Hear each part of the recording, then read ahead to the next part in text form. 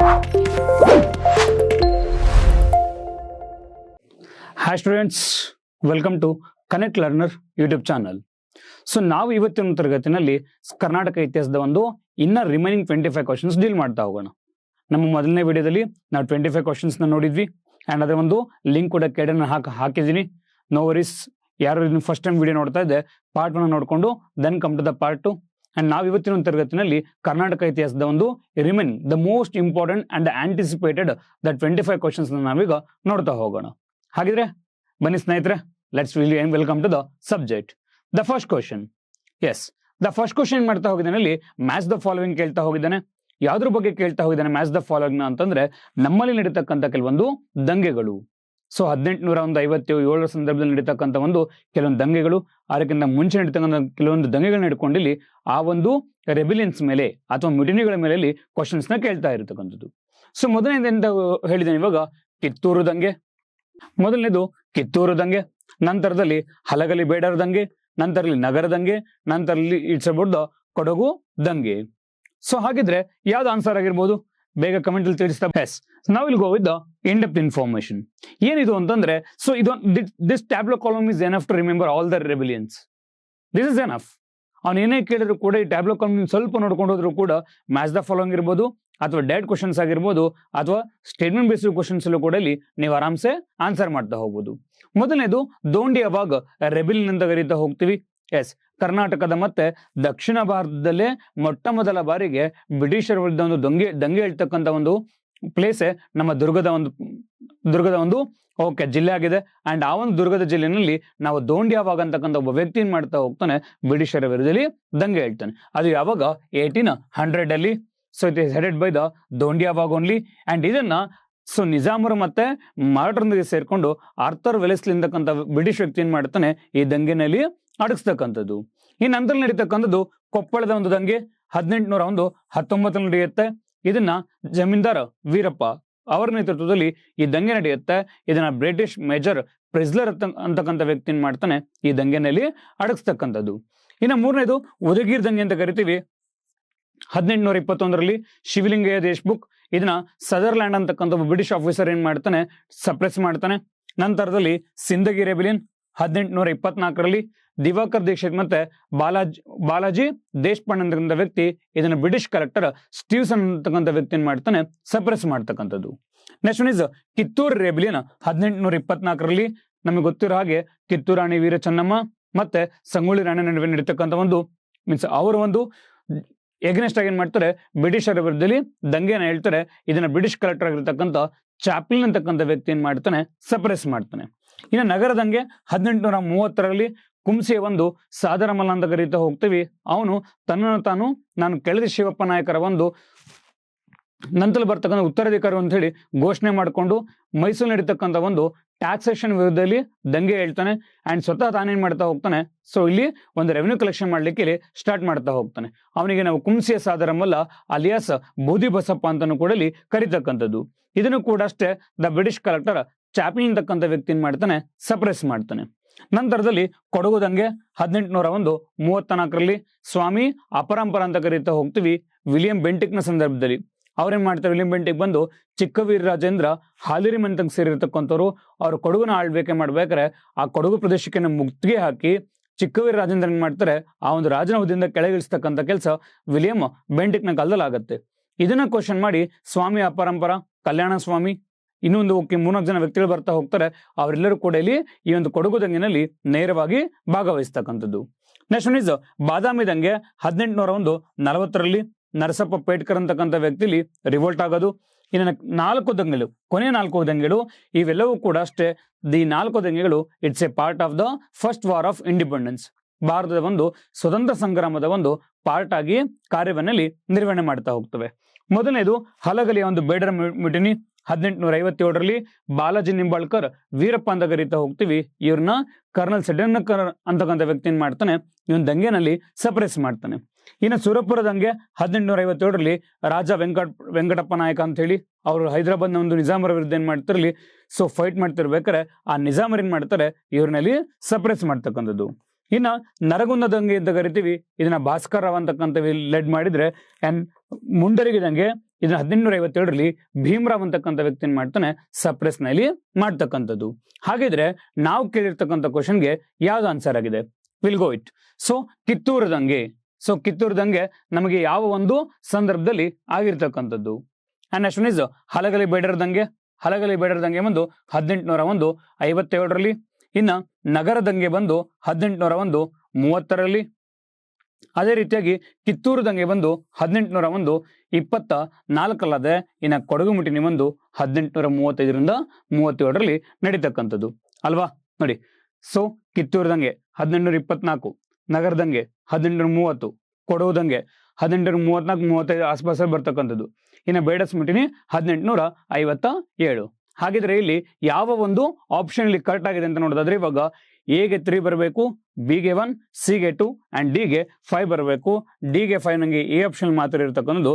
So option A ಏನಾಗಿದೆ ಅಲ್ಲಿ correct ಆಗಿ ಮ್ಯಾಚ್ ದ ಫಾಲೋಯಿಂಗ್ ಅಲ್ಲಿ ಆನ್ಸರ್ ಇರ್ತಕ್ಕಂಥದ್ದು. ನಾವಿಲ್ಲಿ go with the second question.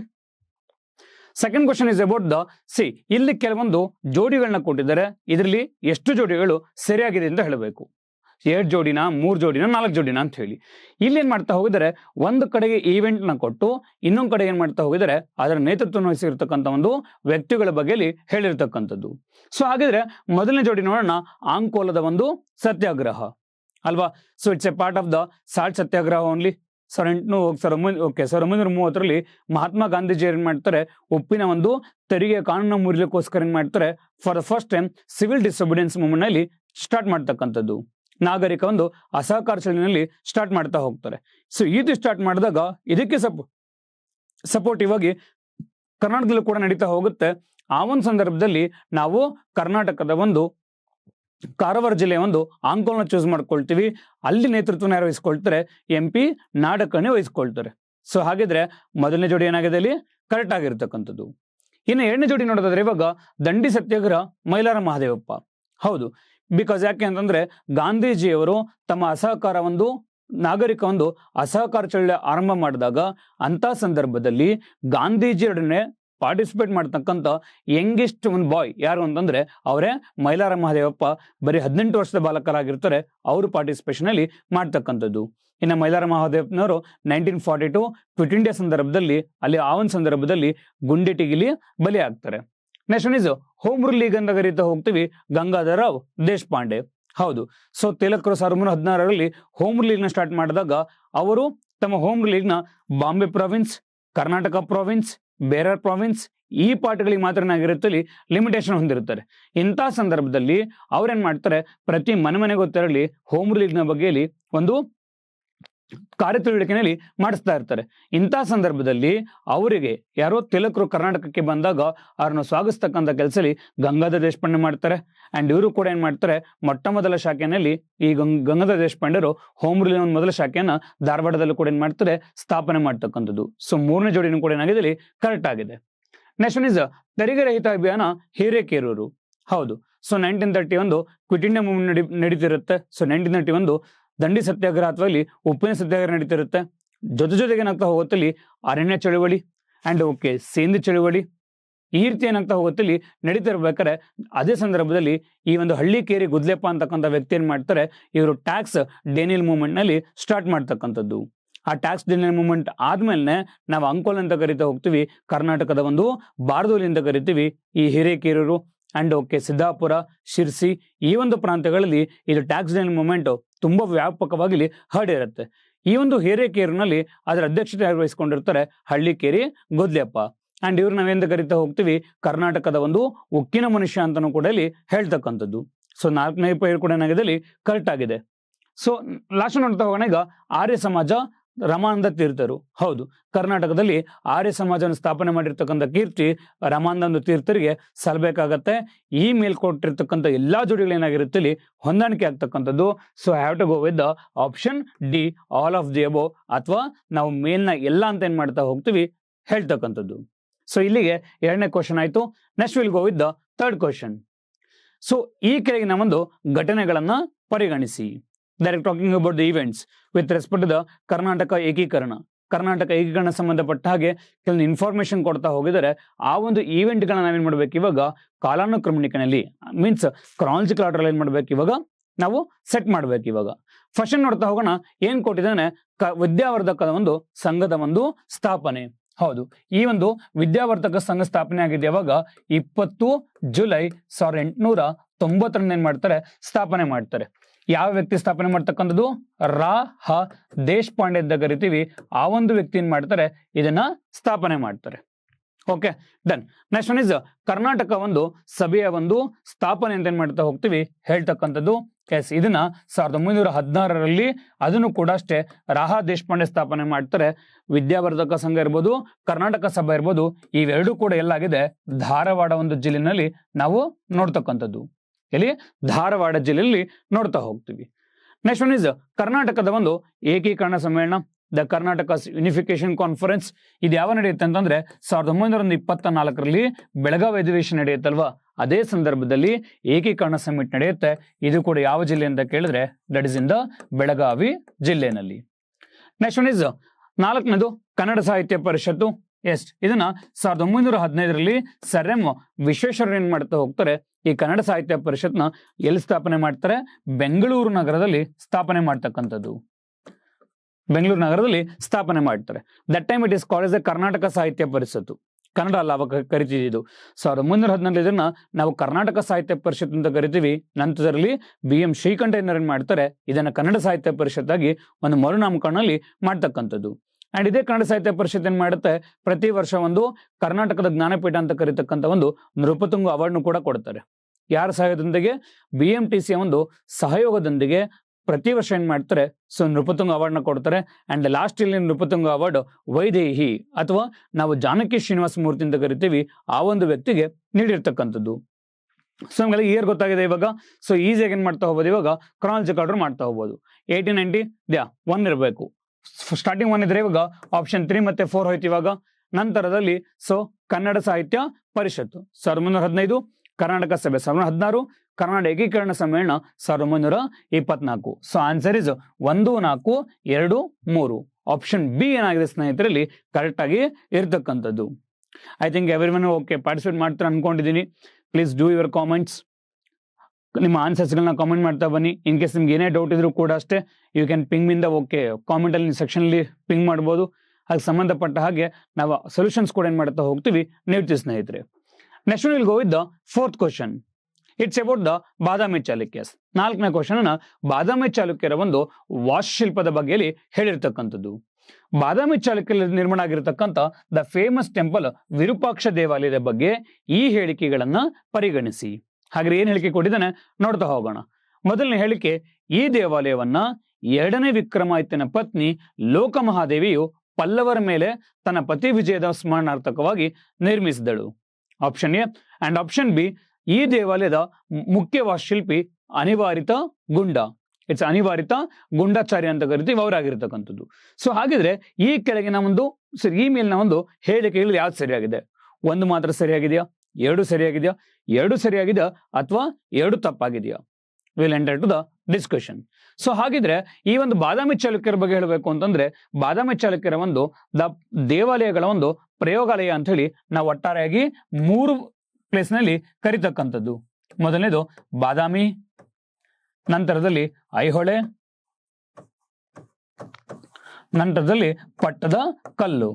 ಇನ್ನ ಬಾದಾಮಿ ಮತ್ತೆ ಐಹೊಳೆ ಅಂತ ಬಂದಾಗ ಸೊ ಇಲ್ಲಿ ಈ 3 ನಗರಗಳು ಕೂಡ ಅಷ್ಟೇ ಯಾವ ನದಿಯ ಒಂದು ದಂಡೆ ಮೇಲಿದೆ ಅಂತ ಕೇಳಿದ್ರೆ ಈ 3 ಒಂದು ಸಿಟೀಸ್ ಕೂಡ ಮಲಪ್ರಭಾ ನದಿಯ ಒಂದು ದಂಡೆ ಮೇಲೆ ಇರ್ತಕ್ಕಂಥದ್ದು. ಇನ್ನ ಸ್ಪೆಸಿಫಿಕ್ ಆಗಿ ಬಲದಂಡನ ಎಡದಂಡನ ಅಂತ ಕೇಳಿದ್ರೆ ಇಟ್ಸ್ ವೆರಿ ನ್ಯೂನಿಕ್. ಇಸ್ ದರ್ ನಮ್ಮಲ್ಲಿ ಹಳೇ ಕಾಲದ ಒಂದು ಟಿವಿ ಇತ್ತು ಗೊತ್ತಾ, ಫೇಮಸ್ ಟಿವಿ, ಒನಿಡಾ ಇತ್ತು, ಸ್ಯಾನ್ಸಿ ಇತ್ತು. ಅದೇ ರೀತಿಯಾಗಿ one of the famous TV ಅದುವೇ BPL ಅಲ್ವಾ, one of the famous TV ಇತ್ತು. ಅದನ್ನ ನಾವಿಲ್ಲಿ ಯುಟಿಲೈಸ್ ಮಾಡ್ಕೊಳ್ತಾ ಬರೋಣ. B for Badami, P for Pattadakal, L for left bank. Badami ಮತ್ತೆ ಪಟ್ಟದಕಲ್ಲು ಏನಾಗಿದೆ ಮಲಪ್ರಭಾ ನದಿಯ ಒಂದು ಎಡದಂಡಲ್ಲಿ ಕಂಡು ಬಂದ್ರೆ, ಐಹೊಳೆ ಏನಾಗಿದೆ ಮಲಪ್ರಭೆಯ ಒಂದು ಬಲಭಾಗದಲ್ಲಿ ಕಂಡು ಬರ್ತಕ್ಕಂಥದ್ದು.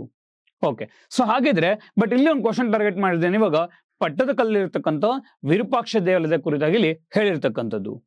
ಅಂಡ್ ಬಾದಾಮಿನ ಅಂತ ಕರಿತೀವಿ ವಾತಾಪಿ ಅಂತ ಕರಿತೀವಿ. ಇನ್ನು ಐಹೊಳೆಯನ್ನ ಆರ್ಯಪುರ ಅಂತ ಕರಿತೀವಿ. ಅದೇ ರೀತಿಯಾಗಿ ಪಟ್ಟದಕಲ್ಲು ನಗರವನ್ನ ನಾವು ಕಿಸುವಳಲು ಅಂತ ಏನ್ ಮಾಡ್ತಾ ಹೋಗ್ತೀವಿ ಹೇಳಿರ್ತಕ್ಕಂಥದ್ದು. ಹಾಗಿದ್ರೆ ಈ ಒಂದು ಪಟ್ಟದಕಲ್ಲಲ್ಲಿ ಬರ್ತಕ್ಕಂಥ ನಾವು ಅದರಲ್ಲಿ ಮೇಜರ್ ಹೋಗ್ಬೇಕು ಅಂತಂದ್ರೆ ಐಹೊಳೆ, ಇದನ್ನೆಂತ ಕರಿತಾ ಹೋಗ್ತೀವಿ ನಾವು cradle of temples. Cradle of temples, ದೇವಾಲಯಗಳ ಒಂದು ತೊಟ್ಟುಲಿ ಅಂತ ಹೇಳಿ ಐಹೊಳೆನ ಕರಿತೀವಿ. ಜೊತೆಗೆ ಪಟ್ಟದಕಲ್ಲನ್ನ ಅಂತ ಕರಿತಾ ಹೋಗ್ತೀವಿ ದ ಬೋಲ್ ಆಫ್ ಟೆಂಪಲ್ಸ್, ದೇವಾಲಯಗಳ ಒಂದು ಬಟ್ಟಲು ಅಂತ ಕರಿತೀವಿ. ಜೊತೆಗೆ ಸಿಟಿ ಆಫ್ ಟೆಂಪಲ್ಸ್ ಕೂಡ ಕರಿತಕ್ಕಂಥದ್ದು.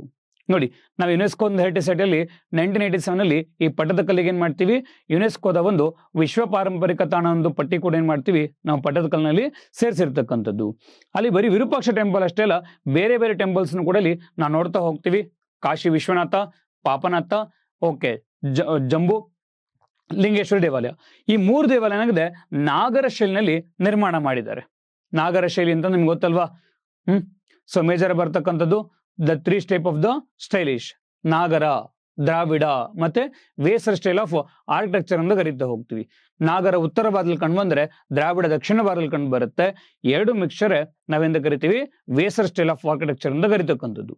ನಮ್ಮ ದಕ್ಷಿಣ ಭಾರತದಲ್ಲಿ ಅಥವಾ ಇಡೀ ಭಾರತದಲ್ಲಿ ಈ ವೇಸರ್ ಸ್ಟೈಲ್ ಆಫ್ ಆರ್ಕಿಟೆಕ್ಚರ್ ನ ಇಂಟ್ರೊಡ್ಯೂಸ್ ಮಾಡಿದ್ದೆ ಈ ಒಂದು ಬಾದಾಮಿಯ ಒಂದು ಚಾಲುಕ್ಯರು. ಸೊ ಈ ರೀತಿ ಇರ್ಬೇಕಾದ್ರೆ ಇಲ್ಲಿ ಕಾಶಿ ವಿಶ್ವನಾಥ, ಪಾಪನಾಥ ಮತ್ತೆ ಜಂಬುಲಿಂಗೇಶ್ವರ ಟೆಂಪಲ್ ಏನಾಗಿದೆ ನಾಗರ ಶೈಲಿ ನಿರ್ಮಾಣ ಆಗಿದೆ. ಇನ್ನ ಸಂಗಮೇಶ್ವರ, ವಿರೂಪಾಕ್ಷ, ಮಲ್ಲಿಕಾರ್ಜುನ ದೇವಾಲಯಗಳು ದ್ರಾವಿಡ ಶೈಲಿ ಏನ್ ಮಾಡ್ತಾ ಹೋಗೋದ್ರಲ್ಲಿ ನಿರ್ಮಾಣವನ್ನ ಮಾಡಿರ್ತಕ್ಕಂಥದ್ದು. ಇನ್ನ ಈ ಒಂದು ವಿರೂಪಾಕ್ಷ ದೇವಾಲಯಕ್ಕೆ ಅಂತ ಕರಿತೀವಿ ನಾವು ಲೋಕೇಶ್ವರ ದೇವಾಲಯ ಅಂತಾನೂ ಕೂಡ ಇಲ್ಲಿ ಕರಿತಕ್ಕಂಥದ್ದು. ಅಂಡ್ ಈ ಒಂದು ದೇವಾಲಯನ 2ನೇ ವಿಕ್ರಮಾದಿತ್ಯನು ಪಲ್ಲವರ ಮೇಲೆ ಒಟ್ಟು 3 ಬಾರಿ ಏನ್ ಮಾಡ್ತಾನೆ ದಾಳಿಯನ್ನ ಮಾಡ್ತಾನೆ. ಇದರ ಸವಿ ನೆನಪಿಗೋಸ್ಕರನೇ ಅವನ ರಾಣಿ ಆಗಿರ್ತಕ್ಕಂಥ ಲೋಕಮಹಾದೇವಿ ಅವ್ರೇನ್ ಮಾಡ್ತಾರೆ ಈ ಒಂದು ಟೆಂಪಲ್ ನಲ್ಲಿ ನಿರ್ಮಾಣವನ್ನ ಮಾಡಿರ್ತಕ್ಕಂಥದ್ದು. ಈ ಒಂದು ಟೆಂಪಲ್ಗೆ ಲೋಕೇಶ್ವರ ಅಂತಾನೂ ಕೂಡ ಕರಿತೀವಿ, ವಿರೂಪಾಕ್ಷ ಟೆಂಪಲ್ ಅಂತಾನೂ ಕೂಡ ಇಲ್ಲಿ ಹೇಳ್ತಕ್ಕಂಥದ್ದು. Okay done. ಸೊ ಇದರ ಒಂದು ಶಿಲ್ಪಿ ಯಾರು ಅಂತಂದ್ರೆ ಅನಿವಾರಿತಚಾರಿ ಗುಂಡ ಅಂತ ಹೇಳ್ತಾ ಹೋಗ್ತೀವಿ.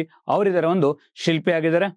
ಈ ಒಂದು ದೇವಾಲಯದ ಒಂದು ಒಟ್ಟಾರೆಯಾಗಿ ಒಂದು ಉದ್ದ ಬಂದು 224 ಅಡಿ ಇದೆ. ಇನ್ನು ಅಗಲ ಬಂದು 105 ಅಡಿಯಲ್ಲಿ ಅಗಲ ಇರತಕ್ಕಂಥದ್ದು.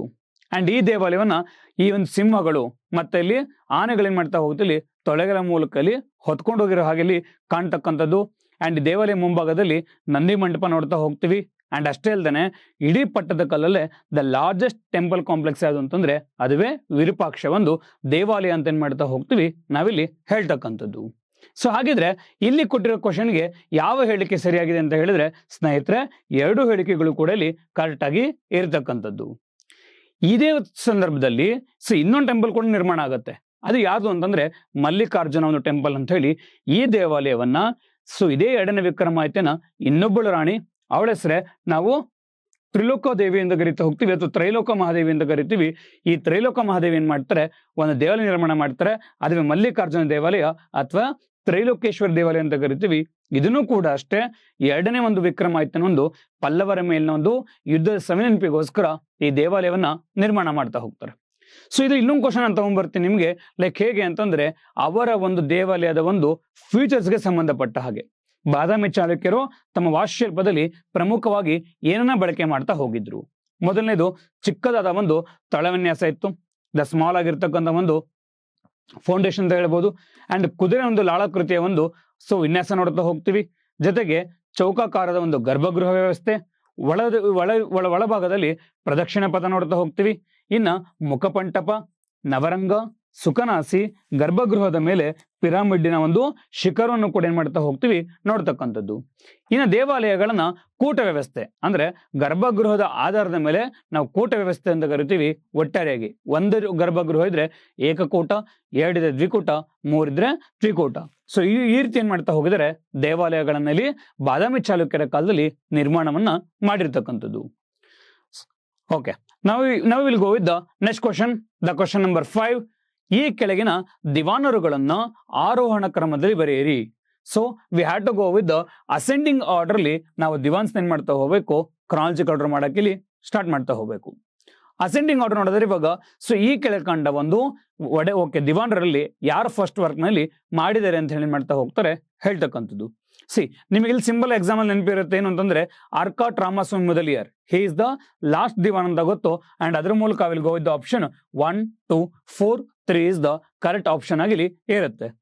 ಬಟ್ ಆದ್ರೆ ನಾವೊಂದ್ಸಲ ಕ್ವಿಕ್ ಆಗಿ ಎಲ್ಲ ದಿವಾನರ ಬಗ್ಗೆ ಕೂಡ ನಾವು ನೋಡ್ತಾ ಹೋಗೋಣ. ಸೊ ಒಟ್ಟಾರೆಯಾಗಿ ದಿವಾನ್ ಸಿಸ್ಟಮ್ ನ ಒಂದು ದಿವಾನ್ ಸಿಸ್ಟಮ್ ಇಲ್ಲಿ ಸ್ಟಾರ್ಟ್ ಆಗ್ತಕ್ಕಂಥದ್ದೇ ಸಿ ರಂಗಾಚಾರ್ಲು ಅಥವಾ 10ನೇ ಒಂದು ಚಾಮರಾಜ ಒಡೆಯರ್ ಅಂತ ಕರಿತೀವಿ. ಅವರ ಕಾಲದಲ್ಲಿ ದ ಟೂ ಫೇಮಸ್ ಪರ್ಸನಾಲಿಟೀಸ್ ಯಾರ್ಯಾರು, ದ ದಿವಾನ್ ಸಿ ರಂಗಾಚಾರ್ಲು ಮತ್ತಲ್ಲಿ ಕೆ ಶೇಷಾದ್ರಿಯರ್ ಅವರು ಕಾರ್ಯನಿರ್ವಹಣೆ ಮಾಡಿದ್ರೆ, ಇನ್ನು 4ನೇ ಕೃಷ್ಣರಾಜ ಒಡೆಯರ್ ಕಾಲದಲ್ಲಿ ಒಟ್ಟು 7 ಜನ ದಿವಾನರು, PN ಕೃಷ್ಣಮೂರ್ತಿ ಅಲ್ಲಿಂದ ಹಿಡಿದು to the part of the Sir Mirza Ismail ಇಲ್ಲಿವರೆಗೆ ಏನ್ ಮಾಡ್ತಾರೆ, 7 ಜನ ಇಲ್ಲಿ ಕಾರ್ಯನಿರ್ವಹಣೆ ಮಾಡ್ತಾರೆ. ನಂತರದಲ್ಲಿ ಕೊನೆ ಒಡೆಯರ್ ಬರ್ತಕ್ಕಂಥ ಜಯಚಾಮರಾಜ ಒಡೆಯರ್ ಅವ್ರ ಕಾಲದಲ್ಲಿ ದ ಟೂ ಪರ್ಸನ್ಸ್ ಎನ್ ಮಾಧವರ ಮತ್ತೆ ಅರ್ಕಾಟ್ ರಾಮಸ್ವಾಮಿ ಮೊದಲೇರಲ್ಲಿ ಬರ್ತಕ್ಕಂಥದ್ದು. ಅಂಡ್ ಇವ್ರಿಗೆ ಸಂಬಂಧಪಟ್ಟ ಹಾಗೆ ಮೈಸೂರು ಚಲೋ ಅಂತಕ್ಕಂಥ ಒಂದು ಚಳಿ ನಡೀತಾ ಇರುತ್ತೆ. ಅದೇ ಸಂದರ್ಭದಲ್ಲಿ ಜನ ಏನ್ ಮಾಡ್ತಾ ಹೋಗ್ತಾರೆ, ಮೈಸೂರಿನ ವಿರುದ್ಧ ಘೋಷಣೆ ಕೂಗ್ಬೇಕಾದ್ರೆ ದ ಫೇಮಸ್ ಘೋಷಣೆ ಅಲ್ಲಿ ನಮ್ಗೆ ಸಿಗತ್ತೆ. ಏನು ಅಂತಂದ್ರೆ ಆರ್ಕಾಟ್ ಬಾಯ್ಕಾಟ್, ಓಕೆ ತಂಬು ಚಟಿ ಚಟಾಕಟಿ, ದ ಫೇಮಸ್ ಸ್ಲೋಗನ್ ಇಂದ ಮೈಸೂರು ಚಲೋ. ಯಾಕೆ ಅಂತಂದ್ರೆ ದ ತಂಬು ಚಟಿ ಅವ್ರ ಆಗಿನ ಕಾಲದಲ್ಲಿ ಏನಾಗಿದ್ರು ಅಂತಂದ್ರೆ ಅವರು ರಾಜನ ಒಂದು ಪರ್ಸನಲ್ ಸೆಕ್ರೆಟರಿ ಆಗಿದ್ರು. ಇನ್ನು ಆರ್ಕಾಟ್ ರಾಮಸ್ವಾಮಿ ಮೊದಲಿಯಾರವರು ದಿವಾನರಾಗಿರ್ತಾರೆ. ಮೈಸೂರು ಚಲೋ ಚಳುವಳಿ ಒಂದು 1947ರಲ್ಲಿ ಬೆಂಗಳೂರಿನ ಒಂದು ಬನ್ನಪ್ಪ ಪಾರ್ಕ್ ಸ್ಟಾರ್ಟ್ ಆಗಿ ಮೈಸೂರಿಗೆ ಹೋಗಿರ್ತಾರೆ. ಬಟ್ ಅಂತ ಸಂದರ್ಭದಲ್ಲಿ ಆ ಒಂದು ಚಳುವಳಿನ ಸಪ್ರೆಸ್ ಮಾಡಬೇಕು ಅಂತೇಳಿ ಆ ತಂಬು ಚಿಟ್ಟಿ ಅಂತಕ್ಕಂಥ ವ್ಯಕ್ತಿ ಏನ್ ಮಾಡ್ತಾರೆ, ಅವರು ಒಂದು ಗೋಲಿಬಾರ್ಗಿಲಿ ಒಂದು ಲಾಠಿ ಚಾರ್ಜ್ಗಿಲಿ ಅವಕಾಶ ಮಾಡಿಕೊಡ್ತಾರೆ. ಅದಾದ್ಮೇಲೆ ಎಗನೆಸ್ಟ್ ಆಗಿ ಏನ್ ಮಾಡ್ತಾ ಹೋಗ್ತಾರೆ, ನಾವು ಈ ರೀತಿ ಸ್ಲೋಗನ್ಸ್ ನಲ್ಲಿ ನೋಡ್ತಕ್ಕಂಥದ್ದು. ಯಾವ ರೀತಿಯಾಗಿ ಆರ್ಕಾಟ್ ಬಾಯ್ಕಾಟ್, ತಂಬು ಚಟಿ ಚಟಾಕಟಿ ಅಂತ ಹೇಳಿ ದ ಫೇಮಸ್ ಸ್ಲೋಗನ್ ಇಂದ ಮೈಸೂರು ಚಲೋ ಮೂವ್ಮೆಂಟ್. ನೆಕ್ಸ್ಟ್ ಕ್ವಶನ್, 6ನೇ ಕ್ವಶನ್ ನೋಡ್ತಾ ಹೋಗೋಣ. ಈ ಕೆಳಗಿನ ಯಾವ ಅವಧಿನಲ್ಲಿ ಎಲ್ಲಾ ಜಿಲ್ಲಾ ಕೇಂದ್ರಗಳ ಒಂದು ಕಚೇರಿಗಳೊಂದಿಗೆ ಬೆಂಗಳೂರನ್ನು ಸಂಪರ್ಕಿಸಲು ಬ್ರಿಟಿಷ್ ಕಮಿಷನರ್ ರಸ್ತೆಗಳನ್ನು ನಿರ್ಮಿಸಲಾಯಿತು? Option A, that is about the Louis Washington. Option B, Louis Bowring. Option C, sanders. And option D, mark Cubbon. Okay, so ನಾವಿಲ್ಲಿ ಹೋಗಿದ್ದ ಇದ್ರ ಬಗ್ಗೆ ಸ್ವಲ್ಪ ಡೆಪ್ತ್ ಇನ್ಫಾರ್ಮೇಶನ್ ನೋಡ್ತಾ ಹೋಗೋಣ. ಇವಾಗ ಫಸ್ಟ್ನೇದು ಇವಾಗ ಸೊ ಕಮಿಷನರ್ಸ್ಗಳು. ಸೊ ಯಾವಾಗ ಅಂತಂದ್ರೆ, ಸೊ ಹಾಗೆ ಸ್ವಲ್ಪ ಬ್ಯಾಕ್ಗ್ರೌಂಡ್ ಸ್ಟೋರಿ ಹೇಳ್ತೀನಿ. 1830ರಲ್ಲಿ ಯಾವ ದಂಗೆ ನಡೆಯುತ್ತೆ, ನಗರ ದಂಗೆ ಅಂತ ಕರಿತೀವಿ. ಅದಕ್ಕೆ ಸ್ವಲ್ಪ ಹಿಂದೆ ಹೇಳಬೇಕು ಅಂತಂದ್ರೆ 1799. 1799ರಲ್ಲಿ 4ನೇ ಒಂದು ಆಂಗ್ಲೋ ಮೈಸೂರು ಕದನ ಮುಗಿಯುತ್ತೆ.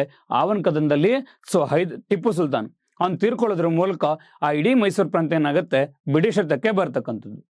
ಈ ರೀತಿ ಬಂದಿರತಕ್ಕಂಥ ಮೈಸೂರು ಪ್ರಾಂತ್ಯ ಏನಾಗುತ್ತೆ, ಕೆಲವೊಂದು ಉತ್ತರದ ಭಾಗಗಳನ್ನ ಮರಾಠರು ತಗೊಂಡೋದ್ರೆ, ಅದೇ ರೀತಿಯಾಗಿ ಈಶಾನ್ಯ ಭಾಗಗಳನ್ನ ಸೊ ನಮ್ಮ ಹೈದರಾಬಾದ್ ನಿಜಾಮರು ಏನ್ ಮಾಡ್ತಾರೆ, ಕಾನ್ಕೋರ್ ಮಾಡ್ಕೊಳ್ತಾರೆ. ಇನ್ನು ಉಳಿದಿದ್ದೇನಾಗುತ್ತೆ, ಮದ್ರಾಸ್ ಪ್ರೆಸಿಡೆಂಟ್ ಜೊತೆಲಿ ಕಾರ್ಯವನ್ನಲ್ಲಿ ನಿರ್ವಹಣೆ ಮಾಡ್ತಾ ಇರುತ್ತೆ. ಅದೇ ಸಂದರ್ಭದಲ್ಲಿ ಈ 10ನೇ ಜಯಚಾಮರಾಜ ಒಡೆಯರ್ ಏನ್ ಮಾಡ್ತಾರೆ, ಒಂದು ಲಾರ್ಡ್ ವೆಲೆಸ್ಲಿಯ ಒಂದು ಸಹಾಯಕ ಸೈನ್ಯ ಪದ್ಧತಿ, ನಾವು ಸಬ್ಸಿಡರಿ ಲೆನ್ಸ್ ಅಂತ ಕರಿತೀವಿ, ಅದಕ್ಕೆ ಒಂದು ಸಿಗ್ನೇಚರ್ನ ಹಾಕೋದ್ರ ಮೂಲಕ ಏನ್ ಮಾಡ್ತಾರೆ, ಅವರು ಮೈಸೂರನ್ನ ತಮ್ಮ ಕಂಟ್ರೋಲ್ ತಗೊಳ್ತಾರೆ. ಈ ಒಂದು ಕಂಟ್ರೋಲ್ ತಗೊಂಡ್ಮೇಲೆ 1830ರಲ್ಲಿ ಈ ಒಂದು ದ ಫೇಮಸ್ ಪರ್ಸನ್ ಕುಂಸಿಯ ಸಾದರ ಮಲ್ಲ ಅಲಿಯಾಸ್ ಬೂದಿ ಬಸಪ್ಪ ಅಂತ ಕರಿತೀವಿ, ಅವನು ದಂಗೆ ಸ್ಟಾರ್ಟ್ ಮಾಡ್ತಾ ಹೋಗ್ತಾನೆ. ಅವನು ದಂಗೆ ಎದ್ದಾಗ ಅದನ್ನ ಒಂದು ಸಪ್ರೆಸ್ ಮಾಡೋದ್ರಲ್ಲಿ ಯಾರು ನಮ್ಮ ಒಂದು ಒಡೆಯರ್ ಏನಾಗ್ತಾರೆ, ಫೇಲ್ಯೂರ್ ಆಗ್ತಾರೆ. ಅವಾಗ ಸಬ್ಸಿಡರಿ ಲೆನ್ಸ್ ನ ಒಂದು ಪದ್ಧತಿ ಪ್ರಕಾರ ಏನ್ ಮಾಡ್ತಾರೆ, ಇಲ್ಲಿ ಸೊ ವಿಲಿಯಂ ಬೆಂಟಿಕ್ ಬರ್ತಾನೆ. ಅವನ ಮುಂದೆ ಏನ್ ಮಾಡ್ತಾನೆ, ಸೊ ನಗರದಂಗೆನ ಒಂದು ಅಡಗಿಸೋದ್ರ ಮೂಲಕ ಸೊ ಮೈಸೂರು ಪ್ರಾಂತ್ಯವನ್ನಲ್ಲಿ ತಾವೇ ಉಳಿಸ್ಕೊಳ್ತಾರೆ. ಈ ರೀತಿ ಇರ್ಬೇಕಾದ್ರೆ ಸೊ ಇದೇ ಒಂದು ಟೈಮಲ್ಲೇ ಅಕಾಲಿಕ ಒಂದು ಮರಣದಲ್ಲಿ ನಮ್ಮ ಒಂದು ಒಡೆಯರ್ ಅನುಭವಿಸ್ತಾರೆ. ಅಂತ ಸಂದರ್ಭದಲ್ಲಿ ಮೈಸೂರಿಗೆ ಏನ್ ಮಾಡ್ತಾರೆ, 50 ವರ್ಷಗಳ ಕಾಲ ಏನ್ ಮಾಡ್ತಾರೆ, ಕಮಿಷನರ್ ಆಡಳಿತನ ಹೇರ್ತಾರೆ. ಅದು ಕೂಡ 1831ರಿಂದ 1881, ಅಂದ್ರೆ ಫಾರ್ ದ 50 years ಅಲ್ವಾ. ಸೊ ಈ ಒಂದು 50 ವರ್ಷದಲ್ಲಿ ಏನ್ ಮಾಡ್ತಾ ಹೋಗ್ತಾರೆ, ಒಟ್ಟು 7 ಜನಲ್ಲಿ ಕಮಿಷನರ್ಸ್ ಕಾರ್ಯವನ್ನಲ್ಲಿ ನಿರ್ವಹಣೆ ಮಾಡ್ತಕ್ಕಂಥದ್ದು. ಸೊ ಈ ಒಂದು 50 ವರ್ಷಗಳ ಅವಧಿಗೆ ಅಂತ ಕರಿತಾ ಹೋಗ್ತೀವಿ ನಾವು ಮಾಡೆಲ್ ಸ್ಟೇಟ್ ಅಥವಾ ಮಾದರಿ ರಾಜ್ಯ ಅಂತಾನೂ ಕೂಡ ಇಲ್ಲಿ ಕರಿತಾ ಹೋಗ್ತೀವಿ. ಇದರ ಕುರಿತಾಗೆ ನಾವು ಫಸ್ಟ್ ವಿಡಿಯೋದಲ್ಲೂ ಕೂಡ ನೋಡಿದ್ವಿ. That is about the C Rangacharlu ಅವರ ಕುರಿತಾಗ ಒಂದು ಬುಕ್ ಅನ್ನ ಬರೆದಿರ್ತಾರೆ ಅಲ್ವಾ. ದ ಮೈಸೂರಿನ ಒಂದು 50 years ಬಗ್ಗೆ ಕುರಿತಾಗಿ ಒಂದು ಬುಕ್ ಅನ್ನ ಬರೀತಾರೆ. ಲಂಡನ್ ತುಂಬಾ ಫೇಮಸ್ ಆಗಿರುತ್ತೆ. ಅಂಡ್ ಇವನ್ ಲಂಡನ್ ಕೂಡ ಏನ್ ಮಾಡಿರುತ್ತೆ, ಆ ಒಂದು ಪುಸ್ತಕ ಇಲ್ಲಿ ಸದ್ ಮಾಡಿರುತ್ತೆ. ಈ ರೀತಿ ಬಂದಿರತಕ್ಕಂಥ ಈ ಒಂದು 7 ಜನ ಒಂದು ಯಾರು ಕಮಿಷನರ್ಸ್. ಸೊ ಮೊದಲನೇ ಕಮಿಷನರ್ ಯಾರು, ಕರ್ನಲ್ ಜೆ ಬ್ರಿಕ್ಸ್ ಅಂತ ಕರಿತೀವಿ. ಎರಡನೇದು ಕರ್ನಲ್ ಡಬ್ಲ್ಯೂ ಮ್ಯಾರಿಸನ್. ಮೂರನೇ ವ್ಯಕ್ತಿ ಮಾರ್ಕ್ ಕಬ್ಬನ್. 4ನೇದು ಬೌರಿಂಗ್. 7ನೇದು ರಿಚರ್ಡ್ ಮೀಡ್. 6ನೇ ಸ್ಯಾಂಡರ್ಸನ್. 7ನೇದು ಜೋರ್ಡಾನ್. ಸೊ ಈ ರೀತಿ ಇರ್ಬೇಕಾದ್ರೆ ನಮಗೆ ಎಕ್ಸಾಮಿನೇಷನ್ ಪಾಯಿಂಟ್ ಆಫ್ ವ್ಯೂ ಇಲ್ಲಿ ಟಾರ್ಗೆಟ್ ಮಾಡ್ತಾನೆ, ಕಬ್ಬನ್ ಮತ್ತೆ ಬೌರಿಂಗ್ ಸಂದರ್ಭದಲ್ಲಿ ತುಂಬಾನೇ ಟಾರ್ಗೆಟ್ ನಲ್ಲಿ ಮಾಡ್ತಕ್ಕಂಥದ್ದು. ಸೊ ನಾವಿಲ್ಲಿ ಹೋಗಿದ್ದ ಕಬ್ಬನ್ ಹಾಗಿದ್ರೆ ಬೌರಿಂಗ್ ಅವ್ರು ಏನ್ ಮಾಡಿದ್ದಾರೆ, ಸೊ ಅಲ್ಲಿ ಸ್ವಲ್ಪ ಓಕೆ ಇನ್ಫಾರ್ಮೇಶನ್ ನೋಡ್ತಾ ಹೋದ್ರೆ, ಸೊ ಕಬ್ಬನ್ನ ಕಾಲದಲ್ಲಿ ಅನೇಕ ಒಂದು ಅಡ್ಮಿನಿಸ್ಟ್ರೇಟಿವ್ ಏನ್ ಮಾಡ್ತಾ ಹೋಗ್ತಾರೆ, ರಿಫಾರ್ಮ್ಸ್ ನಲ್ಲಿ ಜಾರಿಗೆ ತರತಕ್ಕಂಥದ್ದು. ಅಂಡ್ ಅವ್ರು ಮಾಡ್ತಕ್ಕಂಥ ಮೊದಲ ಕರ್ತವ್ಯ ರಾಜಧಾನಿ ಏನ್ ಮಾಡ್ತಾರೆ, ಟ್ರಾನ್ಸ್ಫರ್ ಮಾಡ್ತಾರೆ. ಸೊ ಮೈಸೂರು ಒಂದು ಓಕೆ ಸಂಸ್ಥಾನದ ಮೊದಲ ರಾಜಧಾನಿ ಶ್ರೀರಂಗಪಟ್ಟಣ ಆಗಿತ್ತು. ನಂತರ ಏನ್ ಮಾಡ್ತಾರೆ, ಶ್ರೀರಂಗಪಟ್ಟಣದಿಂದ ಮೈಸೂರಿಗೆ ಮುಮ್ಮಡಿ ಕೃಷ್ಣರಾಜ ಒಡೆಯರ್ ಕಾಲದಲ್ಲಿ ಟ್ರಾನ್ಸ್ಫರ್ ಆಗುತ್ತೆ. ಮುಮ್ಮಡಿ ಕೃಷ್ಣರಾಜ ಒಡೆಯರ್ ಏನ್ ಮಾಡ್ತಾರೆ, ಆಮೇಲೆ ನಂತರದಲ್ಲಿ ಮಾರ್ಕ್ ಕಬ್ಬನ ಕಾಲದಲ್ಲಿ ಮೈಸೂರಿಂದ ಇಲ್ಲಿ ಬೆಂಗಳೂರಿಗೆ ಏನ್ ಮಾಡ್ತಾರೆ, ರಾಜಧಾನಿನಲ್ಲಿ ಹಸ್ತಾಂತರಣ ಮಾಡ್ತಕ್ಕಂಥದ್ದು. ಈ ರೀತಿ ಆದ್ಮೇಲೆ ಮೈಸೂರಿನ ಏನ್ ಮಾಡ್ತಾ ಹೋಗ್ತಾರೆ, ಅನೇಕ ಒಂದು ಆಡಳಿತ ಘಟಕಗಳಾಗಿ ಅಂದ್ರೆ ಕಂದಾಯ ಒಂದು ಓಕೆ ವಿಲೇಜ್ಗಳಾಗಿ ಏನ್ ಮಾಡ್ತಾರಲ್ಲಿ, ಕಂದಾಯ ಒಂದು ಘಟಕಗಳೇನ್ ಮಾಡ್ತಾ ಹೋಗ್ತಾರಲ್ಲಿ ಒಂದು ಡಿವಿಷನ್ ಕೂಡ ಇಲ್ಲಿ ಓಕೆ ಮಾಡ್ತಕ್ಕಂಥದ್ದು. ಲೈಕ್ ನಂದಿಗ್ರಾಮ ಇರ್ಬೋದು, ಬೆಂಗಳೂರು ಇರ್ಬೋದು, ಈ ರೀತಿ ಏನ್ ಮಾಡ್ತಾರೆ 4 ಡಿವಿಷನ್ ಮಾಡ್ತಾ ಹೋಗ್ತಾರೆ. ಅಂಡ್ ಪ್ರತಿಯೊಂದು ಡಿವಿಷನ್ ಏನ್ ಮಾಡ್ತಾರೆ, ಸೂಪರಿಂಟೆಂಡೆಂಟ್ ಅಂತ ಕರಿತೀವಿ, ಅವ್ರನ್ನ ಇಲ್ಲಿ ಆ ಒಂದು ರೆವಿನ್ಯೂ ಡಿವಿಷನ್ಸ್ ನೋಡ್ಕೊಳ್ತಕ್ಕಂಥ ಕೆಲಸ, ಆ ಒಂದು ವಿಚಾರಣೆಯನ್ನು ಮಾಡ್ತಕ್ಕಂಥ ಕೆಲಸ ಸೂಪರಿಂಟೆಂಡೆಂಟ್ ಕೊಡ್ತಾ ಹೋಗ್ತಾರೆ. ಜೊತೆಗೆ ನ್ಯಾಯಾಂಗ ಮತ್ತೆ ಆರಕ್ಷಕ ಇಲಾಖೆಗಳನ್ನ ತುಂಬಾ ಚೆನ್ನಾಗಿ ಸಂಘಟನೆ ಮಾಡಿದ್ರು. ಅಂಡ್ ಕನ್ನಡವನ್ನ ಆಡಳಿತ ಭಾಷೆನ ಕೂಡ ಏನ್ ಮಾಡ್ತಾರೆ, ಜಾರಿಗೊಳಿಸಿದ್ರು. ಕನ್ನಡವನ್ನ ಇಲ್ಲಿ ಆಡಳಿತ ಭಾಷೆಗೆ ಘೋಷಣೆ ಮಾಡಿರ್ತಕ್ಕಂಥ ಕೀರ್ತಿ ಒಟ್ಟು 3 ಜನಕ್ಕೆ ಸಲ್ಲಬೇಕು. ಮೊದಲನೇ ವ್ಯಕ್ತಿ ಯಾರಪ್ಪ ಅದು ಅಂತಂದ್ರೆ ಅದುವೇ ಕಾಕುತ್ಸ ವರ್ಮ. 425ರಲ್ಲಿ ಏನ್ ಮಾಡ್ತಾರೆ, ಕನ್ನಡವನ್ನ ಮೊಟ್ಟ ಮೊದಲ ಬಾರಿಗೆ ಆಡಳಿತ ಭಾಷೆ ಮಾಡ್ತಾರೆ. ಅಂಡ್ ನಂತರಲ್ಲಿ ಬರ್ತಕ್ಕಂಥದ್ದು ಸೊ ಮಿಡಿಯಲ್ ಇತಿಹಾಸದಲ್ಲಿ ಸೆಕೆಂಡ್ ಇಬ್ರಾಹಿಂ ಆದಿಲ್ ಶಾ ಅಂತ ಕರಿತೀವಿ. ಅವರು ಕೂಡ ಅಷ್ಟೇ ಪರ್ಷಿಯಾ ಮತ್ತೆ ಉರ್ದು ಭಾಷೆ ಬದಲಾಗಿ ಕನ್ನಡ ಮತ್ತೆ ಮರಾಠಿ ಭಾಷೆಯನ್ನ ಆಡಳಿತ ಭಾಷೆ ಮಾಡ್ಕೊಳ್ತಾರೆ. ಇನ್ನು ಮಾಡರ್ನ್ ಕರ್ನಾಟಕದಲ್ಲಿ ಮಾರ್ಕ್ ಕಬ್ಬನ್ ಏನ್ ಮಾಡ್ತಾರೆ, ಕನ್ನಡ ಭಾಷೆಯನ್ನ ಆಡಳಿತ ಭಾಷೆನಾಗಿ ಏನ್ ಮಾಡ್ತಾರೆ, ಡಿಕ್ಲರೇಷನ್ ಅಲ್ಲಿ ಕೊಡ್ತಕ್ಕಂಥದ್ದು. ಅಂಡ್ ಇವ್ರ ಕಾಲದಲ್ಲಿ ಒಳ್ಳೊಳ್ಳೆ ರಿಫಾರ್ಮ್ಸ್ ಮಾಡ್ತಾ ಹೋಗ್ತಾರೆ. ಎಸ್ಪೆಷಲಿ ಕನ್ಸ್ಟ್ರಕ್ಷನ್ಗಳಿಗೆ ಅತ್ಯಂತ ಹೆಚ್ಚಿನ ಪ್ರಾಮುಖ್ಯತೆ ಕೊಟ್ಟಿದ್ರು. ಲೈಕ್ ಬ್ರಿಡ್ಜ್ಗಳಿರ್ಬೋದು, ಇಲ್ಲ ಅಂತಂದ್ರೆ ಲೈಕ್ ಒಂದು ಓಕೆ ರೋಡ್ಸ್ ಇರ್ಬೋದು, ಈ ಎಲ್ಲಾ ಕನ್ಸ್ಟ್ರಕ್ಷನ್ ಇವ್ರ ಕಾಲದಲ್ಲಿ ಆಗಿದ್ದು. ಯಾವಾಗ ರೋಡ್ ಕನ್ಸ್ಟ್ರಕ್ಷನ್ ಸ್ಟಾರ್ಟ್ ಆಗ್ತಾ ಹೋಯ್ತು, ಎಲ್ಲಾ ಪ್ರಮುಖ ಪಟ್ಟಣಗಳನ್ನ ಏನ್ ಮಾಡ್ತಾರೆ, ಬೆಂಗಳೂರು ನಗರದಲ್ಲಿ ಒಂದು ಮೀಟ್ ಮಾಡ್ಲಿಕ್ಕೆ ಅಥವಾ ಬೆಂಗಳೂರು ನಗರ ಸೇರ್ಲಿಕ್ಕೆ ಏನ್ ಮಾಡ್ತಾರೆ, ಪ್ರಮುಖ ಒಂದು ಹೆದ್ದಾರಿಗಳನ್ನ ಕೂಡ ಏನ್ ಮಾಡ್ತಾರೆ, ಇವರ ಕಾಲದಲ್ಲೇ ನಿರ್ಮಾಣ ಮಾಡ್ತಾ ಹೋಗ್ತಾರೆ. ಜೊತೆಗೆ ಟೆಲಿಗ್ರಾಫ್ ಲೈನ್ ಹಾಕಿಸ್ಕೊಡ್ತಾರೆ. And 1864 the famous okay thing ಎಲ್ಲಿ ಅಂತಂದ್ರೆ ಕರ್ನಾಟಕದ ಮೊಟ್ಟ ಮೊದಲ ರೈಲ್ವೆ ಲೈನ್ ಬೆಂಗಳೂರಿನ ಏನ್ ಮಾಡ್ತಾ ಹೋಗ್ತಾರೆ, ಜಲ್ಲಾರ್ಪೇಟೆ ನಡುವೆ ಏನ್ ಮಾಡ್ತಾರೆ, ಮೊಟ್ಟ ಮೊದಲ ಬಾರಿಗೆ ಒಂದು ರೈಲ್ವೆ ಮಾರ್ಗವನ್ನು ಕೂಡ ಇಲ್ಲಿ ಓಪನ್ ಮಾಡ್ತಕ್ಕಂಥದ್ದು. 1859ರಲ್ಲಿ ಕಂಪ್ಲೀಟ್ ಆಗೋದು, 64 ಕಂಪ್ಲೀಟ್ ಆಗ್ತಾ ಹೋಗುತ್ತೆ. ಅಂಡ್ ತೆರಿಗೆ ಸಂಗ್ರಹವನ್ನು ಕೂಡ ಏನ್ ಮಾಡ್ತಾ ಹೋಗ್ತಾರಲ್ಲಿ ಒಂದು ಶಿಸ್ತುಬದ್ಧಗೊಳಿಸ್ತಾ ಹೋಗ್ತಾರೆ. ಅಂಡ್ ಅದ್ರ ಮೂಲಕ ಆದಾಯವನ್ನು ಹೆಚ್ಚಿಸ್ತಾ ಹೋಗ್ತಾರೆ. ಅಂಡ್ ಕಾಫಿ ತೋಟಗಳ ಒಂದು ಅಭಿವೃದ್ಧಿ ಕೂಡ ಏನ್ ಮಾಡ್ತಾರೆ, ಒಂದು ಪ್ರಾಮುಖ್ಯತೆಯಲ್ಲಿ ಕೊಡ್ತಕ್ಕಂಥದ್ದು. ನಂತರದಲ್ಲಿ 1861ರಲ್ಲಿ ಮಾಡ್ತಾರೆ, ಇವರು ತಮ್ಮ ಹುದ್ದೆಗೆ ರಾಜೀನಾಮೆ ಕೊಡ್ತಾರೆ. ಇನ್ನ ಬೆಂಥಮ್ ಬೌರಿಂಗ್ 1867ರಲ್ಲಿ ಮುಖ್ಯ ಕಮಿಷನರ್ ಆಗಿ ಆಡಳಿತಕ್ಕೆ ಬರ್ತಾರೆ. ಇವರು ಕೂಡ ಏನ್ ಮಾಡ್ತಾರೆ, ಆ ಒಂದು ಕಂದಾಯ ಗ್ರಾಮಗಳಿತ್ತಲ್ವಾ, ಅದನ್ನ ನಂದಿದುರ್ಗ, ನಗರ ಮತ್ತೆ ಅಷ್ಟಗ್ರಾಮಗಳು ಅಂತ ಹೇಳಿ ಆಡಳಿತ ಘಟಕಗಳಾಗಿ ಡಿವೈಡ್ನ ಮಾಡ್ತಾರೆ. ಅದಕ್ಕೆ ಮೇಲ್ವಿಚಾರಣೆಗೆ ಇವರು ಕೂಡ ಏನ್ ಮಾಡ್ತಾರೆ, ಕಮಿಷನರ್ ನೇಮಕ ಮಾಡ್ತಾರೆ. ಅವರು ಸೂಪರಿಂಟೆಂಡೆಂಟ್ ನೇಮಕ ಮಾಡಿದ್ರೆ, ಇವ್ರೇನ್ ಮಾಡಿದ್ರು, ಕಮಿಷನರ್ನಲ್ಲಿ ನೇಮಕ ಮಾಡಿದ್ರು. ಜೊತೆಗೆ ಸಾರ್ವಜನಿಕ ಶಿಕ್ಷಣ ಇಲಾಖೆನ ಆರಂಭಿಸಿ ಆ ಒಂದು ಸಾರ್ವಜನಿಕ ಶಿಕ್ಷಣ ಇಲಾಖೆಗೆ ಕಾರ್ಯದರ್ಶಿನೂ ಕೂಡ ಏನ್ ಮಾಡ್ತಾರೆ, ನೇಮಕವನ್ನ ಮಾಡ್ತಕ್ಕಂಥದ್ದು. ಅಂಡ್ ನಂತರದಲ್ಲಿ 1870ರಲ್ಲಿ ಇವ್ರೇನ್ ಮಾಡ್ತಾರೆ, ರಾಜೀನಾಮೆ ಕೊಡುತ್ತಾರೆ. ಅಂಡ್ 1881ರಲ್ಲಿ ಏನಾಗ್ತಾ ಹೋಗುತ್ತೆ ಇವಾಗ, ಸೊ ನಮ್ಮ ಒಂದು 10ನೇ ಒಂದು ಚಾಮರಾಜ ಒಡೆಯರಿಗೆ ಏನ್ ಮಾಡ್ತಾ ಹೋಗ್ತಾರೆ ಅಂತಂದ್ರೆ, ಈ ಒಂದು ಅಧಿಕಾರನಲ್ಲಿ ಪುನರ್ ಹಸ್ತಾಂತರ ಮಾಡ್ತಾರೆ. ಆ ಒಂದು ಕ್ರಿಯೆಗೆ ನಾವೆಂತ ಕರಿತೀವಿ, ಪುನರ್ದಾನ ಪ್ರಕ್ರಿಯೆ ಅಂತ ಕರಿತಕ್ಕಂಥದ್ದು. ಆ ಒಂದು ಸಂದರ್ಭದಲ್ಲಿ ವೈಸ್ರಾಯ್ ಯಾರಾಗಿದ್ರು ಅಂತಂದ್ರೆ ದ ಲಾರ್ಡ್ ರಿಪ್ಪನ್ ಅಂತ ಕರಿತಾ ಹೋಗ್ತೀವಿ. ಅದಕ್ಕೆ ನಾವು ರಿಪ್ಪನ್ ಅಂತ ಕರಿತಾ ಹೋಗ್ತೀವಿ. ದ ಫ್ರೆಂಡ್ಲಿ ಸ್ಟೇಟ್ ಗವರ್ನರ್ ಅಂತಲೂ ಕೂಡ ಏನ್ ಮಾಡ್ತೀವಿ, ಒಂದು ಉಲ್ಲೇಖವನ್ನ ಇಲ್ಲಿ ಕೊಡ್ತಕ್ಕಂಥದ್ದು. ಸೊ ಹಾಗಿದ್ರೆ ಇಲ್ಲಿ ಕೇಳಿರೋ ಕ್ವಶನ್ ಏನು ಇವಾಗ, ಈ ಕೆಳಗಿನ ಯಾವ ಅವಧಿಯಲ್ಲಿ ಈ ಎಲ್ಲಾ ಜಿಲ್ಲಾ ಕೇಂದ್ರಗಳ ಕಚೇರಿಯೊಂದಿಗೆ ಬೆಂಗಳೂರನ್ನು ಸಂಪರ್ಕಿಸಲು ಬ್ರಿಟಿಷ್ ಕಮಿಷನರ್ ರಸ್ತೆಗಳನ್ನು ನಿರ್ಮಿಸಲಾಯಿತು? Answer is Mark Cubbon. Option D ಏನಾಗಿದೆ ಈ ಒಂದು ಕ್ವಶನ್ ಅಲ್ಲಿ ಕರೆಕ್ಟ್ ಆಗಿರ್ತಕ್ಕಂಥದ್ದು. Next one is about the 7ನೇ ಕ್ವಶನ್ ಹೋಗೋಣ. ಇವಾಗ ದಿವಾನರಿಗೆ ಸಂಬಂಧಿಸಿದ ತಪ್ಪಾದ ಜೋಡಿಯನ್ನ ಹುಡುಕಿ. ಮೊದಲನೇದು ಸರ್ ವಿಶ್ವೇಶ್ವರಯ್ಯ, ಮೈಸೂರು ಒಂದು ಸ್ಯಾಂಡಲ್ವುಡ್ ಆಯಿಲ್ ಫ್ಯಾಕ್ಟರಿ. ಎರಡನೇದು ದಿವಾನ್ K Seshadri Iyer, Praja Pratinidhi Sabha. And next one is sir Mirza Ismail, ಭದ್ರಾವತಿನಲ್ಲಿ ಒಂದು ಪೇಪರ್ ಫ್ಯಾಕ್ಟರಿ ಅಥವಾ paper mill. And V P Madhava Rao, legislative council. ಈ ಕ್ವಶನ್ ಆಲ್ರೆಡಿ ನಾವು ಫಸ್ಟ್ 25 ಕ್ವಶನ್ ಡೀಲ್ ಮಾಡ್ಬೇಕಾದ್ರೆ ಹೇಳಿದ್ವಿ. When we are talking about the ಯಾರ ಬಗ್ಗೆ ಮಾತಾಡ್ಬೇಕಾದ್ರೆ, ದಿವಾನ್ ಸಿ ರಂಗಾಚಾರ್ಲರ ಬಗ್ಗೆ ಮಾತಾಡ್ಬೇಕಾದ್ರೆ ಹೇಳಿದ್ವಿ, he is the founder of the Praja Pratinidhi Sabha, not with the Seshadri Iyer. So ಇದ್ರ ಮೂಲಕ ಆಪ್ಷನ್ ಎ ಏನಾಗಿದೆ, ಬಿ ಏನಾಗಿದೆ ಸ್ನೇಹಿತರೆ, ಇಲ್ಲಿ ತಪ್ಪಾದ ಒಂದು ಜೋಡಿಕೆಯಾಗಿ ಇರ್ತಕ್ಕಂಥದ್ದು. Is is clear. ನೀವೆಲ್ಲ ಒಡೆಯರ್ಗಳ ಬಗ್ಗೆನೂ ಕೂಡ ಅಷ್ಟೇ ದಿವಾನರ ಬಗ್ಗೆಯಲ್ಲಿ ಅವರೊಂದು ವರ್ಕ್ ಬಗ್ಗೆನೂ ಕೂಡ ನೋಡ್ಕೋಬೇಕಾಗತ್ತೆ. ಅಗೇನ್ ನಿಮಗೊಂದು ಇನ್ ಕೇಸ್ KS ನ ಒಂದು ಮುಖ್ಯ ಪರೀಕ್ಷೆ ಇಂಪಾರ್ಟೆಂಟ್ ಆಗುತ್ತೆ. ಬೇರೆ ಬೇರೆ ಗ್ರೂಪ್ ಬಿ ಗ್ರೂಪ್ ಸಿ ಎಲ್ಲ KPSC ಎಕ್ಸಾಮಿನೇಷನ್ ಕೂಡ ಅವ್ರ ಅಚೀವ್ಮೆಂಟ್ಸ್ ಬಗ್ಗೆ ಕುರಿತಾಗಿ ಕ್ವಶನ್ಸ್ ಗಳನ್ನ ಕೇಳ್ತಾರೆ.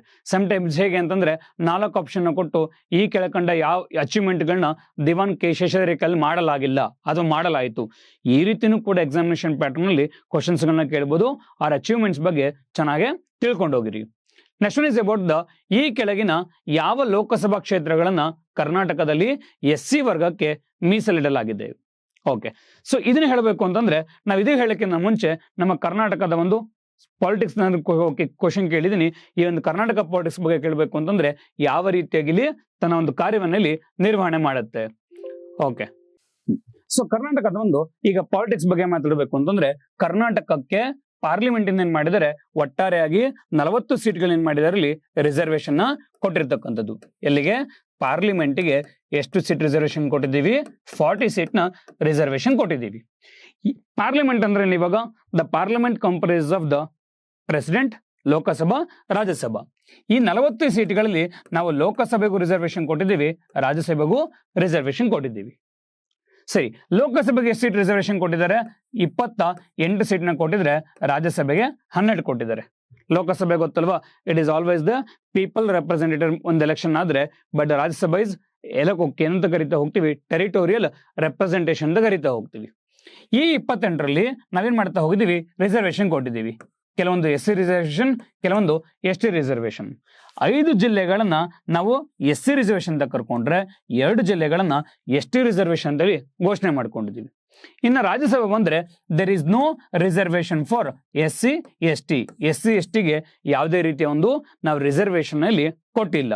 ಎಕ್ಸಾಮ್ ಅಲ್ಲಿ ಕೇಳಿರೋದು ಈ 5 ಕಾನ್ಸ್ಟಿಟ್ಯೂನ್ಸಿಸ್ಗಳು ಯಾವುದು ಅಂತ ಏನ್ ಮಾಡ್ತಾ ಹೋಗಿದ್ದಾನೆ ಅಲ್ಲಿ ಕೇಳಿದಾನೆ ಇಲ್ಲಿ. ಅಂಡ್ ಇನ್ನೊಂದು, ಸೊ ಒಟ್ಟಾರೆಯಾಗಿ ಕರ್ನಾಟಕದ ಒಂದು ವಿಧಾನಸಭೆ ಬಗ್ಗೆನೂ ಹೇಳ್ತೀನಿ. ಇವಾಗ 224 ಏನಾಗಿದೆ ನಮ್ಮಲ್ಲಿ. ಸೊ ಮೇಜರ್ ಆಗಿ ವಿಧಾನಸಭಾ ಒಂದು ಕಾನ್ಸ್ಟಿಟ್ಯೂನ್ಸಿ ಇದೆ. ಈ 224ರಲ್ಲಿ ಹೇಗೆ ನಾವು ಕೂಡ ಏನ್ ಮಾಡಿದೀವಿ? SC STಗೆ ರಿಸರ್ವೇಶನ್ ಕೊಟ್ಟಿದ್ದೀವಿ. ಸೊ SCಗೆ ಎಷ್ಟು ರಿಸರ್ವೇಶನ್ ಕೊಟ್ಟಿದ್ದೀವಪ್ಪ ಅಂತಂದ್ರೆ 36 ಸೀಟ್ಗಳನ್ನ SC ರಿಸರ್ವೇಶನ್, ಇನ್ನ 15 ಸೀಟ್ಗಳನ್ನ ಮಾಡಿದೀವಿ ನಾವು STಗೆ ಇಲ್ಲಿ ರಿಸರ್ವೇಶನ್ ಕೊಟ್ಟಿರ್ತಕ್ಕಂಥದ್ದು. ಓವರ್ ಆಲ್ ಆಗಿ 51 ವಿಧಾನಸಭಾ ಕ್ಷೇತ್ರನಾಗಿದೆ SC STಗೆ ಇಲ್ಲಿ ಒಂದು ಮೀಸಲಾತಿನ ನಾವಿಲ್ಲಿ ನಮ್ಮ ಕರ್ನಾಟಕ ಒಂದು ವಿಧಾನಸಭೆಯಲ್ಲಿ ಕೊಡ್ತಾ ಹೋಗಿದ್ದೀವಿ. ಕ್ವಶನ್ ಹೇಳಿದ್ದೇನೆ ಇವಾಗ 5 SC ಕ್ಷೇತ್ರಗಳಾದಂತ ಕೇಳಿದಾನೆ. ನಾವೀಗ ಆನ್ಸರ್ ಹುಡುಕ್ತಾ ಹೋಗೋಣ. ಈಗ ನೋಡಿ, ಇವಾಗ 5 SC MP ಕಾನ್ಸ್ಟಿಟ್ಯೂನ್ಸೀಸ್ ಯಾವ್ದೆಲ್ಲ ಇದೆ? ಈಗ ಬಿಜಾಪುರ ಇದೆ, ಚಾಮರಾಜನಗರ ಇದೆ, ಚಿತ್ರದುರ್ಗ, ಗುಲ್ಬರ್ಗ, ಕೋಲಾರ. ಇದು 5 SC ಕಾನ್ಸ್ಟಿಟ್ಯೂನ್ಸಿ ಆಗಿದ್ರೆ, ಇನ್ನು ಬಳ್ಳಾರಿ ಮತ್ತೆ ರಾಯಚೂರು ಇದೇನಾಗಿದೆ ನಮ್ಮಲ್ಲಿರ್ತಕ್ಕಂಥ ಒಂದು ಪರಿಷ್ಠ ಒಂದು ಪಂಗಡಿ ಸೇರಿರ್ತಕ್ಕಂಥ ಒಂದು ಲೋಕಸಭಾ ಒಂದು ಕ್ಷೇತ್ರಗಳಾಗಿರ್ತಕ್ಕಂಥದ್ದು. ಇನ್ನ ಲೆಜಿಸ್ಲೇಟಿವ್ ಕೌನ್ಸಿಲ್ ಬಗ್ಗೆ ಹೇಳಬೇಕು ಅಂತಂದ್ರೆ, ಸೊ ವಿಧಾನಸಭೆಯ ಒಂದು 1/3 is the maximum limit for the legislative council. Minimum it should be 1/3 ಅಂತ ಹೇಳ್ತಾ ಹೋಗ್ತೀವಿ. ಈ ರೀತಿ 1/3 ಅಂತಂದ್ರೆ ನಮ್ಮ 224ರಲ್ಲಿ ವಿ ಹ್ಯಾವ್ ದ 75 ಸೀಟ್ಸ್ ಇದೆ. ಈ 75 ಸೀಟ್ಸ್ ಅಲ್ಲಿ again we have the classification is there. 25 ಸೀಟ್ಗಳನ್ನ ನಾವು ವಿಧಾನಸೌಧಕ್ಕೆ, ಓಕೆ, ವಿಧಾನಸೌಧ ಒಂದು ಮೆಂಬರ್ಸ್ಗಳಿಗೆ ಬಿಟ್ಕೊಟ್ಟಿದ್ದೀವಿ. ಇನ್ನು 25 ಸ್ಥಳೀಯ ಸಂಸ್ಥೆಗಳಿಗೆ, ಇನ್ನು 7 ಸೀಟ್ಗಳು ನೋಂದಾಯಿತ ಒಂದು ಪದವೀಧರರಿಗೆ, ಇನ್ನು 7 ಸೀಟು ಶಿಕ್ಷಕರಿಗೆ, ಇನ್ನು 11 ಸೀಟಲ್ಲಿ ಏನ್ ಮಾಡ್ತೀವಿ? ವಿಧಿ 171 ಸೊ ರಾಜ್ಯಪಾಲರು ಏನ್ ಮಾಡ್ತಾರೆ? 5 ಕ್ಷೇತ್ರಗಳಿಗೆ ಸಂಬಂಧಪಟ್ಟ ಹಾಗೆ 11 ಜನರಲ್ಲಿ ನಾಮನಿರ್ದೇಶನಲ್ಲಿ ಮಾಡ್ತಕ್ಕಂಥದ್ದು.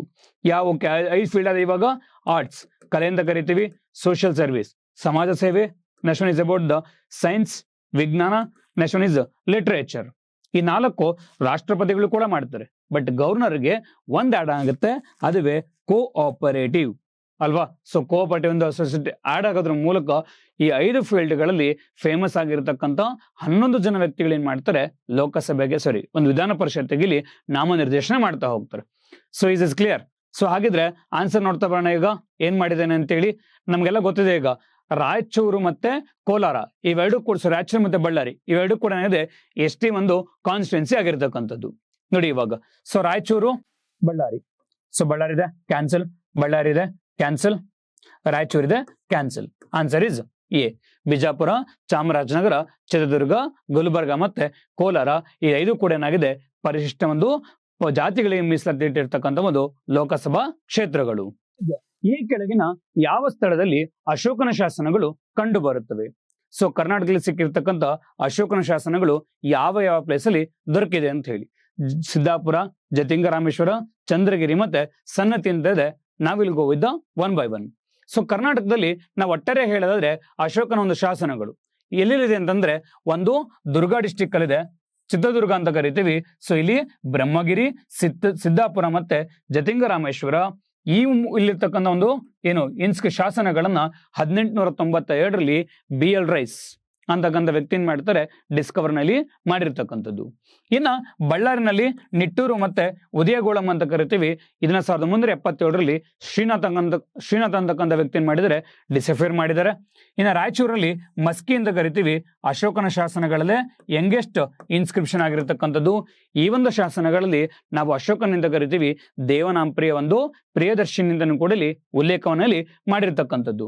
ಇದನ್ನ 1915ರಲ್ಲಿ ಚಾರ್ಲ್ಸ್ ಬೇಡನ್ ಅಂತಕ್ಕಂಥ ಒಬ್ಬ ಬ್ರಿಟಿಷ್ ಸಿವಿಲ್ ಇಂಜಿನಿಯರ್ ಅವ್ರೇನ್ ಮಾಡಿದರೆ ಈ ಒಂದು ಶಾಸನವನ್ನ ಡಿಸಫೇರ್ ಮಾಡೋದ್ರ ಮೂಲಕ ಇಲ್ಲಿ ಒಂದು ಅಶೋಕನ ಶಾಸನಗಳಿಗೆ ಸಂಬಂಧಪಟ್ಟ ಹಾಗೆ ಇನ್ಫಾರ್ಮೇಶನ್ ಕೂಡ ರಿವೀಲ್ ಮಾಡಿದ್ದಾರೆ. ನೆಕ್ಸ್ಟ್ ಗುಲ್ಬರ್ಗಾ ಜಿಲ್ಲೆ ಸನ್ನತಿ ಮತ್ತೆ ಕಣಗನಹಳ್ಳಿ ಅಂತ ಕರಿತೀವಿ.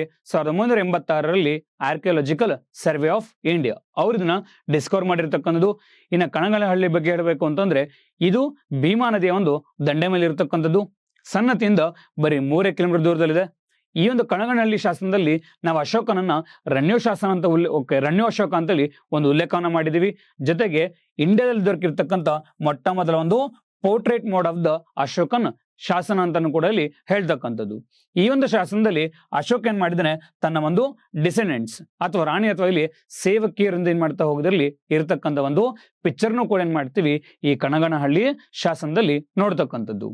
ಇನ್ನು ಕೊಪ್ಪಳದಲ್ಲಿ ಗವಿಮಠ ಮತ್ತೆ ಪಲ್ಕಿಗೊಂಡು 1913ರಲ್ಲಿ ನಾರಾಯಣ ಶಾಸ್ತ್ರಿ ಅಂತಕ್ಕಂಥ ವ್ಯಕ್ತಿ ಏನ್ ಮಾಡಿದರೆ ಇದನ್ನ ಡಿಸಫೇರ್ ಮಾಡಿದ್ದಾರೆ.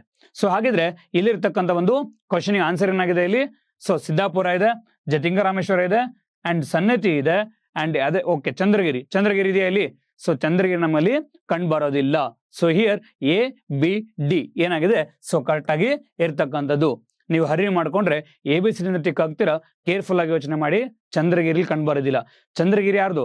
ಚಂದ್ರಗುಪ್ತ ಮೌರ್ಯಂದು, ಅಂದ್ರೆ is belong to Jainism. Ashoka ಯಾವ್ದು? ಬುದ್ಧಿಸಮ್. ಅಲ್ಲಿ ಇದಕ್ಕೆ ರಿಲೇಟೆಡ್ ಬರಲ್ಲ ನಮ್ಗಲ್ಲಿ ಇವಾಗ. ಸೊ ಆಪ್ಷನ್ C ರಿಮೂವ್ ಮಾಡ್ಬಿಟ್ರೆ ABD is the correct answer in this question. Is clear? Okay, ನೋಡಿ ಇವಾಗ ಇದೇ ಒಂದು ಶಾಸನ ರಿಲೇಟೆಡ್ ಆಗಿ ಇನ್ನೊಂದು ಕ್ವಶನ್ ಕೇಳಿದೀವಿ. ನಂತರದಲ್ಲಿ ದ 10th ಕ್ವಶನ್. ಈ ಒಂದು ಕ್ವಶನ್ ಅಲ್ಲಿ ಈ ಕೆಳಗಿನ ಹೇಳಿಕೆಗಳನ್ನ ಪರಿಗಣಿಸಿ ಮೊದಲನೇ ಹೇಳಿಕೆ 13ನೇ ಶಿಲಾಶಾಸನವು ದ 13th ರಾಕ್ ರಿಟ್ ಇನ್ಸ್ಕ್ರಿಪ್ಷನ್. ಸೊ ಈ ಒಂದು ಶಾಸನದಲ್ಲಿ ಶಾತವಾಹನರನ್ನ ಆಂಧ್ರ ಜತಿಯ ಎಂದು ಕರೆಯಲಾಗುತ್ತದೆ. ಇನ್ನು 13th ರಾಕ್ ರಿಟ್ inscription narrates the Satavahanas as Andhra ಜತಿಯರು. ನೆಕ್ಸ್ಟ್ ಒನ್ ಇಸ್ ನಾಸಿಕ್ ಶಾಸನ ವಿಚ್ ಡಿಸ್ಕ್ರೈಬ್ಸ್ 1ನೇ ಶಾತಕರ್ಣಿಯನ್ನ ಶಾತವಾಹನರ ಒಂದು ರಿಯಲ್ ಫೌಂಡರ್, ಶಾತವಾಹನರ ಒಂದು ನಿಜವಾದ ಒಂದು ಸ್ಥಾಪಕ ಎಂದು ತಿಳಿಸುತ್ತದೆ. ಈ ಮೇಲಿನ ಹೇಳಿಕೆಗಳಲ್ಲಿ ಯಾವುದು ಸರಿಯಾಗಿದೆ? ಓಕೆ, ಸೊ ಇಲ್ಲಿ ನೀವು ಇನ್ಫಾರ್ಮೇಶನ್ ನೋಡಬೇಕು ಅಂದ್ರೆ ನಾವು ಶಾತವಾಹನರ ಬಗ್ಗೆ ನೋಡ್ಕೊಳ್ಳೇಬೇಕಾಗತ್ತೆ. ಈಗ ಶಾತವಾಹನರ ಒಂದು ಫೌಂಡರ್ ಯಾರಾಗಿದ್ದಾರೆ? ಸಿಮುಖ ಆಗಿದ್ದಾನೆ. ಇವರ ಒಂದು ಮೊದಲ ರಾಜಧಾನಿ ಒಂದು ಮಹಾರಾಷ್ಟ್ರದ ಒಂದು ಪ್ರತಿಷ್ಠಾನ ಅಥವಾ ನಾವು ಪೈತಾನ್ ಅಂತ ಕರಿತೀವಿ. ಗೋದಾವರಿ ನದಿಯ ಒಂದು ದಂಡೆ ಮೇಲೆ ಕಂಡುಬರ್ತಕ್ಕಂಥದ್ದು. ನಂತರದಲ್ಲಿ ಏನ್ ಮಾಡ್ತಾರೆ, ಆಂಧ್ರದ ಒಂದು ಅಮರಾವತಿಗೆ ಶಿಫ್ಟ್ ಆಗ್ತಾರೆ. ಅಂಡ್ ನಂತರದಲ್ಲಿ ಇವರ ಎಂಬ್ಲೆಮ್ ಯಾವ್ದಾಗಿದೆ? ವರ್ಣ ಆಗಿದೆ, ಲಾಂಛನ ಒಂದು ವರ್ಣ ಆಗಿದೆ. ಇವರ ಆಡಳಿತ ಭಾಷೆಗಳು ಸಂಸ್ಕೃತ ಮತ್ತೆ ಪ್ರಾಕೃತ. ಇನ್ನು ತುಂಬಾ ಎಕ್ಸಾಮ್ ಅಲ್ಲಿ ಕೇಳಿದರೆ ಶಾತವಾಹನರ ಆಡಳಿತ ಭಾಷೆ ಯಾವುದು ಅಂತಂದ್ರೆ ಪ್ರಾಕೃತ ಮತ್ತು ಸಂಸ್ಕೃತ ಎರಡೂ ಕೂಡ ಆಗಿತ್ತು. ಬಟ್ ಪ್ರಾಕೃತಕ್ಕೆ ಹೆಚ್ಚಿನ ಒಂದು ಪ್ರಾಮುಖ್ಯತೆನ ನೀಡ್ತಾ ಇದ್ರು. ಇನ್ನು ಇವರ ಹಿಂದಿನ ಡೈನಸ್ಟಿ ಮೌರ್ಯರಾಗಿದ್ರು. ಇವ್ರ ನಂತರ ಉತ್ತರಾಧಿಕಾರಿಗಳಾಗಿ ಕರ್ನಾಟಕದಲ್ಲಿ ಕದಂಬರು ಏನ್ ಮಾಡ್ತಾರೆ, ಆಳ್ವಿಕೆಗೆ ಬರತಕ್ಕಂಥದ್ದು. ಅಂಡ್ ಈ ಒಂದು ಇವ್ರ ಬಗ್ಗೆ ಹೇಳಬೇಕು ಅಂತಂದ್ರೆ ಶಾತವಾಹನರು ಏನ್ ಮಾಡ್ತಾ ಹೋಗ್ತಾರೆ, ತಮ್ಮ ಇನಿಷಿಯಲ್ ಡೇಸ್ ಗಳನ್ನ ಗೋದಾವರಿ ಮತ್ತೆ ಇಲ್ಲಿ ಕೃಷ್ಣ ಒಂದು ನದಿಯ ಒಂದು ಭೂಮಿ ಪಾತ್ರ ಏನ್ ಮಾಡ್ತಾ ಹೋಗ್ತಾರೆ, ಶಾತವಾಹನರು ನೆಲೆಸಿದ್ರು. ಅವರ ಕುರಿತಾಗಿ ಅಶೋಕನ ಒಂದು 12ನೇ ಬಂಡೆಗಲ್ಲು ಶಾಸನ ಏನ್ ಮಾಡುತ್ತೆ, ಇವರನ್ನ ಆಂಧ್ರ ಜತಿಯರು ಅಂದ್ರೆ ಜತಿಯ ಮೀನ್ಸ್ ಆಂಧ್ರ ಭೃತ್ಯರು, ಆಂಧ್ರ ಜತಿಯರು.